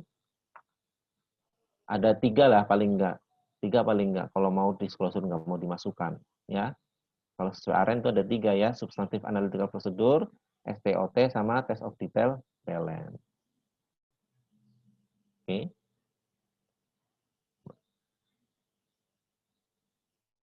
Berikutnya, nah ini. Yang pertama adalah Analytical Procedure di Substantive Test. Apa sih pengertiannya? Ya, membandingkan recorded amount yang ada di perusahaan. Membandingkan recorded amount itu maksudnya membandingkan ya tadilah ya, apa namanya, rasio, bukan rasio kalau di substantif. Membandingkan data keuangan dengan data keuangan lainnya misalnya. Ya. Terus kemudian setelah itu dibandingkan dengan ekspektasinya si auditor. Tadi saya sudah contohkan yang tadi terkait dengan gross profit, ya kan? Gross profit normal kenaikannya 3%. Ternyata di tahun berjalan naiknya 10%. Artinya ekspektasi si auditor itu cuma 3%. Ternyata naiknya 10%. Nah, berarti menurut auditor dugaan awal ya, ini nggak wajar, unusual. Berarti ada indikasi misstatement di sini. Dugaan, belum kesimpulan. Baru dugaan. Kalau dugaan berarti perlu diapain? Perlu ditindaklanjuti, perlu di-investigate gitu loh. Perlu diuji lagi di pengujian substantif lainnya, yaitu apa? Entah di STOT, substantive test of transaction, atau entah di test of detail balance. Ngerti ya? Jadi dari analytical procedure itu bisa mendeteksi mungkin ada unusual. Berarti kalau ada unusual, ada indikasi dugaan awal, ada indikasi misstatement.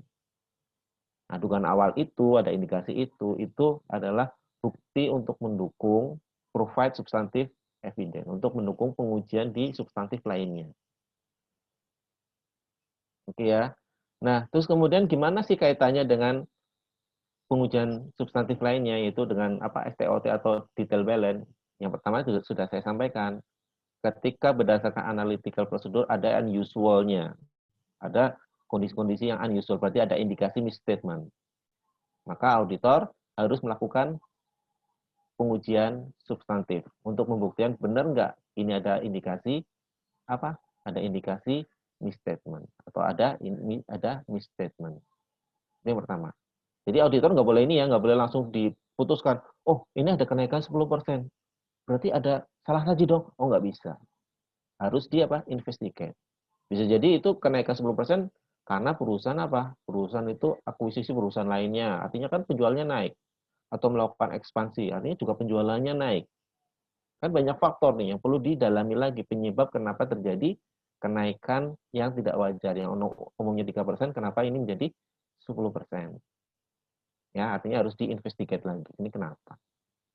Kemudian kondisi berikutnya adalah ya, misalnya berdasarkan analytical prosedur ternyata sesuai dengan ekspektasi si perusahaan. Artinya gross profit di current year itu ya mirip-mirip dengan kenaikan yang di tahun-tahun sebelumnya. Kondisi ekonomi sama, faktor-faktor lain itu sama, nggak ada berubah, naiknya juga sama. Nah, mungkin di situ, berarti auditor lebih tenang sedikit. Lebih tenang kan? Lebih tenang. Tapi tetap juga auditor tidak boleh menyimpulkan bahwa gross profit itu wajar. Nggak boleh, karena itu baru dugaan. Baru perhitungan perbandingan-perbandingan. Nggak bisa langsung ditetapkan, oh ini wajar. Oh nggak bisa. Apalagi ini akun yang signifikan, akun yang nilainya besar. Tidak bisa. Tetap harus dilakukan substantif test lainnya, atau entah di STOT atau TOD, test of detail balance. Ya kan? Nah mungkin sampelnya akan bisa dikurangi. Gitu kan? Karena sebagian sudah ada di analytical procedure. Sampai sini ada yang tanya nggak? Atau bingung?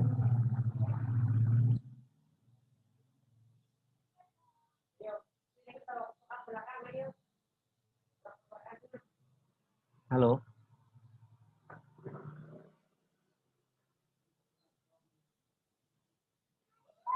Halo? Iya, Pak. Dipahami atau enggak?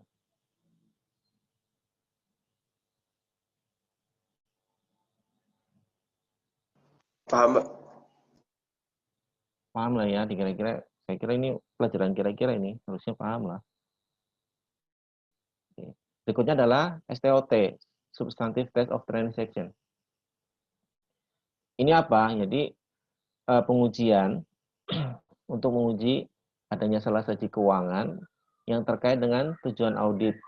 Terkait dengan tujuan audit transaksi yang ada berapa? Ada 6 itu. Itu STOT. Ya.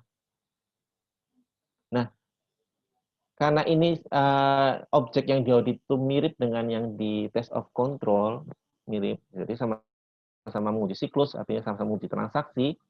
Pengujian STOT itu bisa dilakukan bebarengan dengan test of control. Ya kan? Agar apa? Agar lebih efisien. Langsung aja bebarengan, nggak usah independen satu-satu. Tapi kalau independen satu-satu juga nggak dilarang. Oke ya, nggak dilarang. Nah, di aren ini contoh-contoh yang digunakan adalah dia menggabungkan antara STOT dengan TOC. Oke ya. Tapi seandainya TOC sendiri berdiri nggak masalah, nggak apa-apa. Oke. Berikutnya adalah test of detail. Kalau test of detail mirip dengan transaksi, tapi ini ke saldo. Saldo ya. Sama lah ya, pengertiannya mirip dengan transaksi, tapi ini lebih ke saldo. Sampai sini ada pertanyaan atau tidak?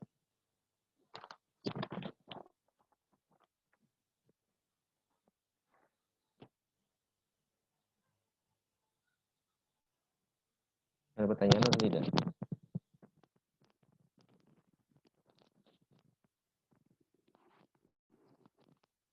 Halo? Belum, Pak.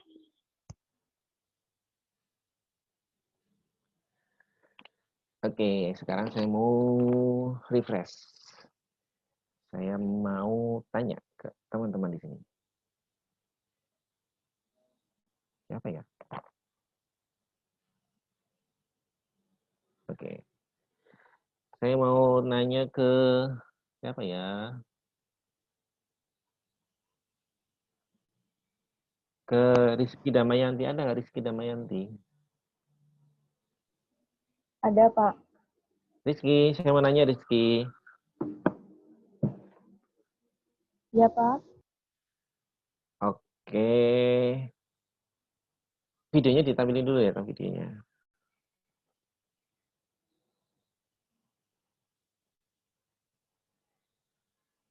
Halo.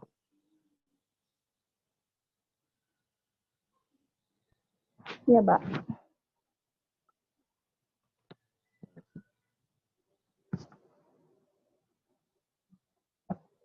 Oke, Rizky. Saya mau nanya. Rizky,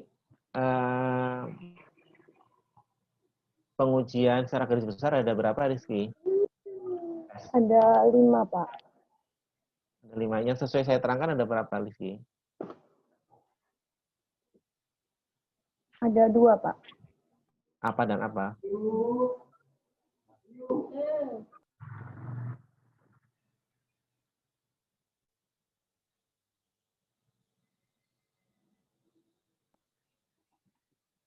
Test of control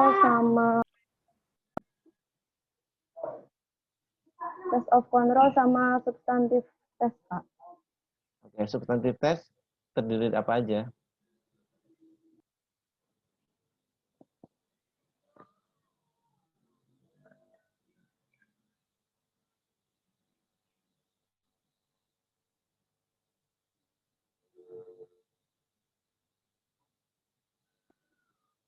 Terdiri dari analytical procedure sama test of detail. Test of detail terdiri dari apa aja?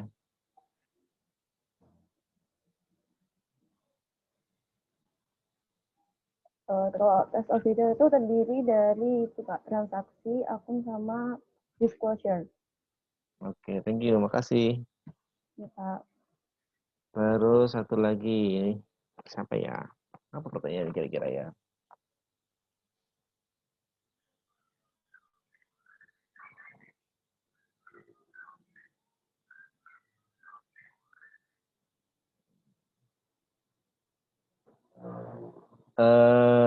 Siapa nih? Irfan, Ihsanuddin, Irfan. Mana Irfan? Siapa? Siap, Irfan. Pak, Videonya kemarin mana, sudah Irfan? ditanya, Pak. Oh, sudah. Udah pernah, Pak. Oh, yaudah. Kalau gitu nanya aku simpel aja deh. 1. Sebutkan 2 bukti audit. Simpel. Bukti audit bisa konfirmasi sama invoice, Pak. Sama apa? Invoice. invoice. Bukan. Jenis bukti audit 2 aja. Tadi yang konfirmasi masuk nggak, Pak? Masuk. Invoice bukan. Oke, konfirmasi. Terus satunya sama observasi, Pak. Apa? Observasi. Ya udah, observasi. Rekalkulasi. Yang itu nggak, Pak? Iya. Udah ya, Pak? Oke, udah. Kemarin Ya, udah ya Pak. tanya ya? Udah, Pak. Terima kasih, Pak. Oke. Sekarang yang M. Furkani Syamsul. Siapa? Oke. Furkan ya panggilannya ya? Iya, Pak. Furkan, mau nanya. Ketika berdasarkan pemahaman internal control, ya, berdasarkan pemahaman internal control, itu kontrolnya efektif, apa yang dilakukan oleh auditor? Internal controlnya apa sih? Kalau misalnya efektif, dia percaya sama rely on controlnya. Terus efeknya itu sama kayak penilaian risiko. Terus tes substantifnya sampelnya nggak terlalu banyak sehingga menghemat biaya. Gini, maksud saya gini. Ketika melakukan pemahaman, ketika auditor melakukan pemahaman internal control, pemahaman ya, berdasarkan pemahaman awalnya itu internal controlnya itu efektif. Ya. Oke.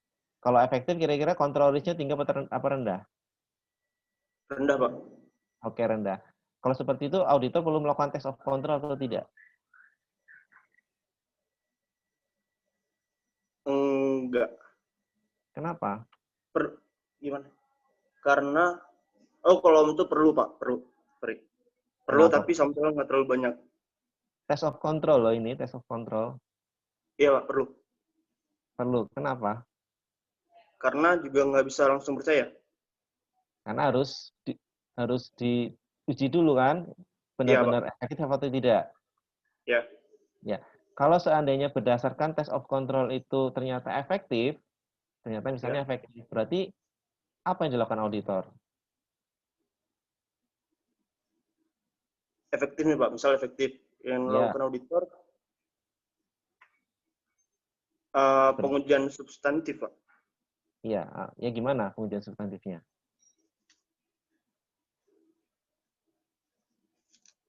Pengujian substantif ya bandingin data keuangan sama data keuangan lain. Oke, jadi gini, jadi ketika berdasarkan TOC, test of control itu hasilnya efektif, maka auditor berarti rely on control.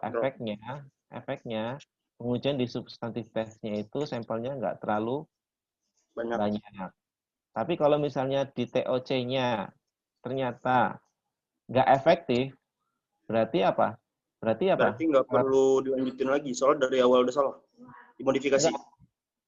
Ya, harus modifikasi control risk kan? Control risk-nya harus ditinggiin lagi kan? Ya. Efeknya apa kalau control risk ditinggiin lagi terhadap sampel di substantif test? Sampelnya harus dibanyakin. Iya, oke. Thank you, benar. Ya, makasih, Pak. Oke, lanjut ya.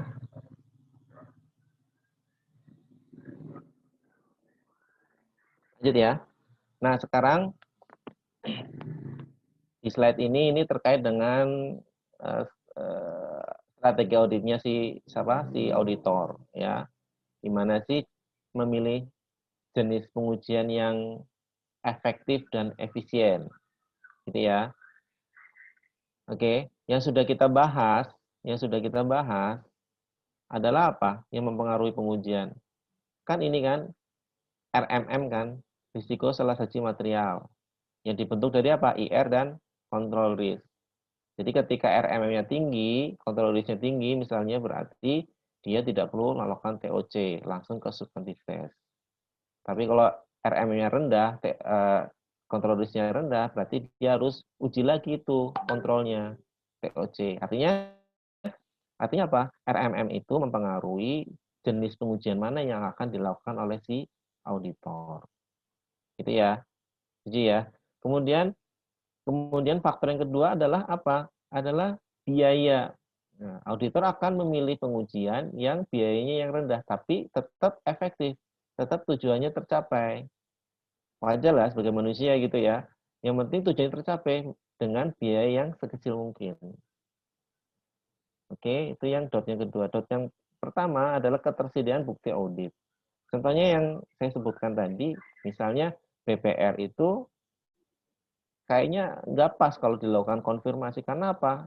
Ya kemungkinan nggak akan dibalas. Artinya ketersediaan konfirmasi itu nggak ada, bisa dikatakan nggak ada atau kecil kemungkinan.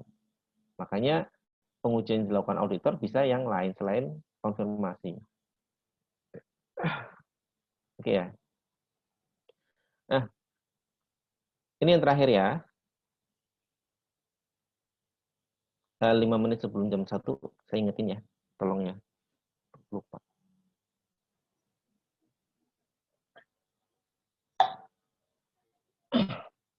Jadi setelah kita mengetahui bukti audit, jenis-jenis bukti audit, prosedur audit untuk mendapatkan bukti, gitu kan, terus kemudian jenis-jenis pengujian, kita bisa menentukan atau membuat audit program. Ya. Apa itu audit program? Audit program adalah sekumpulan prosedur audit ya terhadap area-area tertentu. Ya, sekumpulan prosedur audit terhadap area-area tertentu. Apakah itu saldo akun, atau apakah itu transaksi, atau apakah itu suatu siklus. Gitu ya. Nah, kemudian apa aja yang ada dalam audit program secara umum? Yang tadi saya sampaikan bahwa audit program kan terdiri dari kumpulan apa? Prosedur audit kan, ya, prosedur audit. Audit program itu tidak lepas dari apa? Hasil dari apa? Risiko salah satu material. Oleh karenanya dalam audit program itu ditentukan 3 hal. Ya, ditentukan 3 hal. Yang pertama adalah nature-nya. Kedua adalah extent-nya, kedua adalah timing-nya. Ya. Nature itu berarti prosedur audit apa yang dilakukan? Prosedur audit apa yang dilakukan? Itu nature. Ya. Kemudian extent-nya. Berapa sampelnya yang akan diambil? Jumlah sampelnya ada berapa? Termasuk di dalam mungkin udah tinggal 5 menit lagi. Oh iya, saya sebentar ya. Saya close dulu di portal.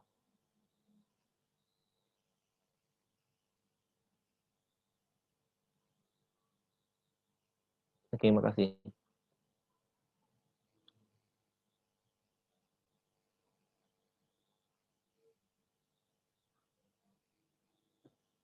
Oke, jadi dalam audit program itu ada apa aja yang harus ada?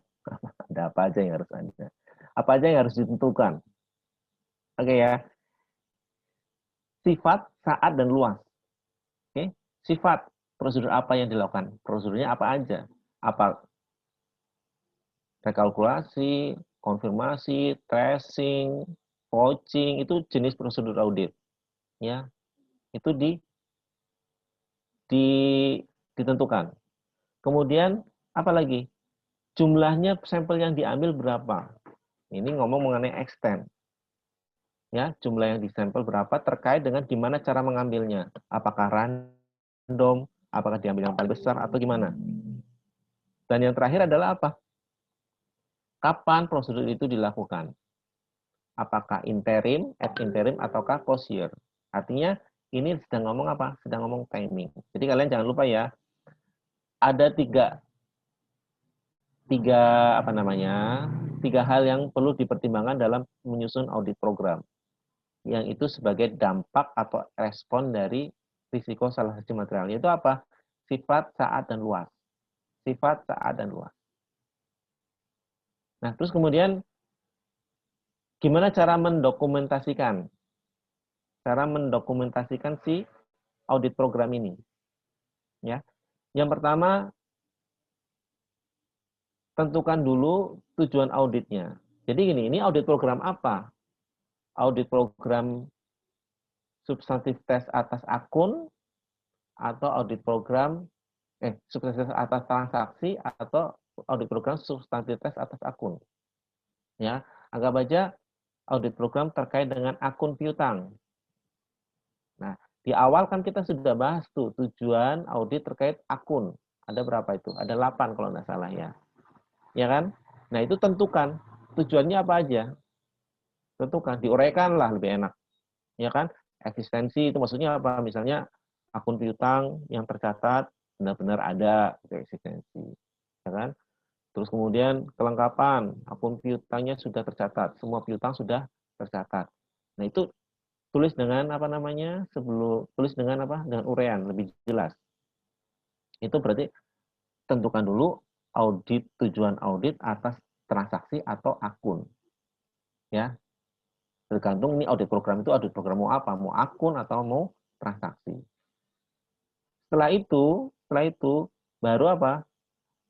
Tentukan prosedur audit yang bisa mengadres tujuan audit itu atau asersi itu. Yang tadi kita bahas itu kan. Misalnya konfirmasi asersi apa yang bisa address atau tujuan audit apa yang bisa diaddress. Ya kan? Misalnya lakukan konfirmasi. Prosedurnya seperti itu berarti tujuannya bisa diaddress apa? Existence misalnya. Apalagi valuation. Kira-kira seperti itu. Jadi dihubungkan antara prosedur audit dengan asersi atau tujuan audit yang telah ditentukan di awal tadi. Oke ya. Kemudian berikutnya adalah apa? Masing-masing prosedur itu tentukan siapa yang mau mengerjakan. Ya kan? Siapa yang mau mengerjakan? Apa Muhammad, apa Rizky, apa Siva, lain. Terserah. Jadi siapa yang mengerjakan. Kemudian berikutnya adalah didokumentasikan di kertas kerja yang mana. Misalnya lakukan konfirmasi piutang, ya kan dilakukan oleh Rizky. Asersi yang terkait ada asersi, evaluasi, asersi eksistensi dan seterusnya. Kemudian lihat di kertas kerja indeks A2 misalnya. Nah, itu indeks A2 itu yang saya maksud adalah indexing working paper-nya. Di kertas kerja mana prosedur audit itu didokumentasikan. Kira-kira seperti itu. Nah, ini adalah contohnya. Kalian bisa lihat dengan jelas nggak contoh ini? Bisa, Pak. Bisa ya. Nah, ini sebelum ini itu alangkah baiknya ditentukan dulu uraian mengenai tujuan auditnya. Misalnya eksistensi. Ini apa? Ini akun receivable kan? Berarti akun receivable yang tercatat benar-benar ada misalnya. Terus apa? Kelengkapan. Semua akun receivable telah dicatat. Itu sebelum tabel ini sebaiknya ditulis dulu uraiannya. Uraian mengenai tujuan auditnya. Oke ya. Setelah itu kan berarti kita sudah menentukan dong tujuan auditnya atau asersinya juga boleh. Apa aja ada 8. Kalau asersi, mau pakai model asersi juga boleh, berarti ada 4. Kita ikutin aren aja ya, ini ada 8 asersi. Ada 8 tujuan audit. Nah, dari 8 ini tentukan prosedur apa yang bisa mengadres tujuan ini. Yang ada 8 ini. Contoh misalnya prosedur yang pertama, obtain an age list of receivable. Gitu kan? Ini adalah prosedur audit. Ini untuk mengadres apa? Tujuan detail tie-in, misalnya seperti itu. Kemudian, sebelumnya saya mau nanya ini. Yang nomor 1, 2, 3 ini terkait extent, nature, atau timing?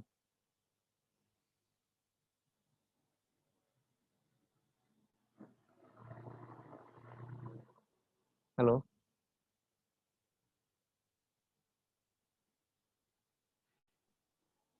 Halo?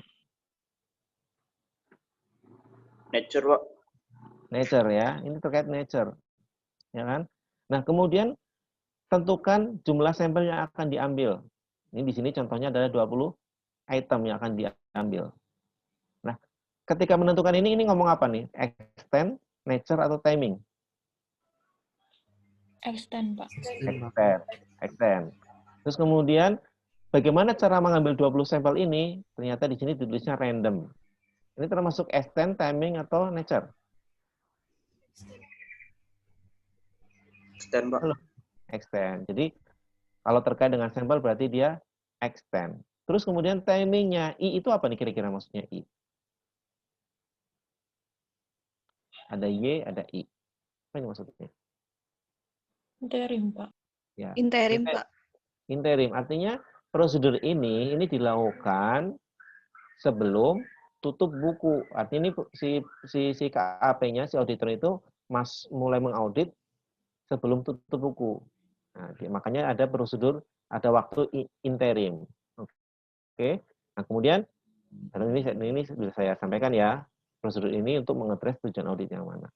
Ini seterusnya seperti itu. Ini ada satu tujuan audit yang bisa mengadres beberapa tujuan audit. Ada satu prosedur audit yang bisa mengadres beberapa tujuan audit, dan seterusnya. Ini adalah contoh dari apa? Dari audit program. Oke. Yang video saya kalian udah baca belum ya? Udah lihat belum?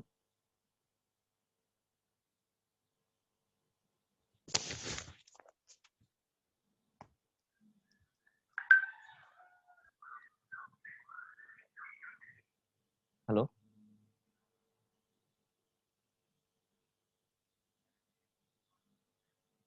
Halo? Iya, Pak. Video yang kemarin saya share sudah dilihat atau belum ya? Sudah ya. Harapan saya sih kalau misalnya sudah lihat ini harusnya bisa memahami maksud dari video itu. Oke, terus ada pertanyaan nggak? Ini sudah selesai nih.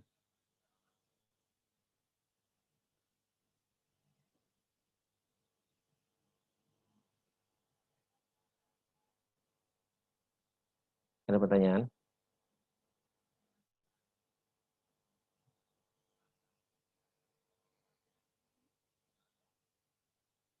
Ini kelihatan nggak? Kelihatan, Pak. Oke, ya. Kelihatan, Pak. Ini adalah contoh audit program, ya, audit program. Ini dokumentasinya rada beda dengan yang tadi yang di AREN. Oke. Yang tadi saya sebutkan diuraikan itu maksudnya seperti ini. Tujuan auditnya diuraikan. Ya kan? Diuraikan kas dan serakas adalah milik perusahaan dan seterusnya. Oke. Nah, ini kursor saya kelihatan kan kursornya ya? Kelihatan, Pak. Oke. Yang kursor ini saya gerak-gerakan ini, kalau yang ini kan pakai asersi gitu ya. Kalau di AREN kan pakai tujuan audit. Nah, ini ada beberapa pendekatan. Bisa pakai asersi, bisa pakai tujuan audit. Yang ini ya, yang kolom ini. Tapi kalau yang tujuan audit, tetap ini sepakat tujuan audit. Yang kolom apa yang namanya ini? Kolom uraian ini adalah sepakat tujuan audit. Tapi untuk yang bisa mengadres yang mana, ini adalah bisa pakai asersi atau bisa pakai tujuan audit. Kalau mau tujuan audit berarti ada 8. Kalau pakai asersi ada 4 lah, karena PP ini nggak masuk. Ada 4. Oke.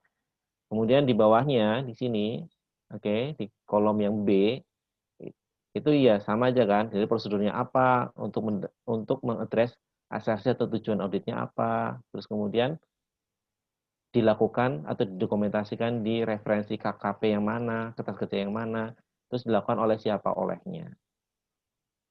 Oke ya, ini adalah contoh dari audit program.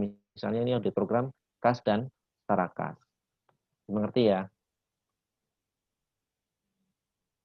Nah, terus kemudian ini adalah contoh dari dokumentasi substantif test. Misalnya ini sales gitu ya, sales. Oke. Ini di Sukrisno Agus ada ini. Kalian udah mulai ngerti, tapi ini saya singgung sedikit ya.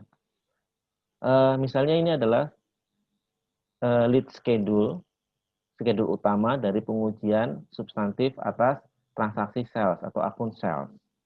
Oke, di sini disebutkan misalnya sales terdiri dari apa? Garis besarnya aja. Sales di HO, di head office, di Makassar dan di Medan, gitu kan? Yang ini adalah saldo audit tahun sebelumnya 2014. Kalau yang ini saldo unaudited tahun 2015 yang akan diuji, yang akan diaudit. Auditnya ditulis dulu. Kemudian pajak dan PRJE Ini adalah Proposed Justice Journal Entries. PRJE Proposed Reclassification Journal Entries. Ini usulan kalau ada salah saji, baik itu karena salah saji adjustment atau karena reklasifikasi. Tinggal ditempatkan debat atau preemptive. Setelah itu kan baru ketahuan saldo auditnya berapa. Oke ya. Nah, setelah itu hasilnya disimpulkan. Konklusinya apa? Kalian lihat aja di video saya ya, di situ saya sudah coba terangkan kok ini. Oke, sudah selesai. Ada yang perlu ditanyakan atau tidak?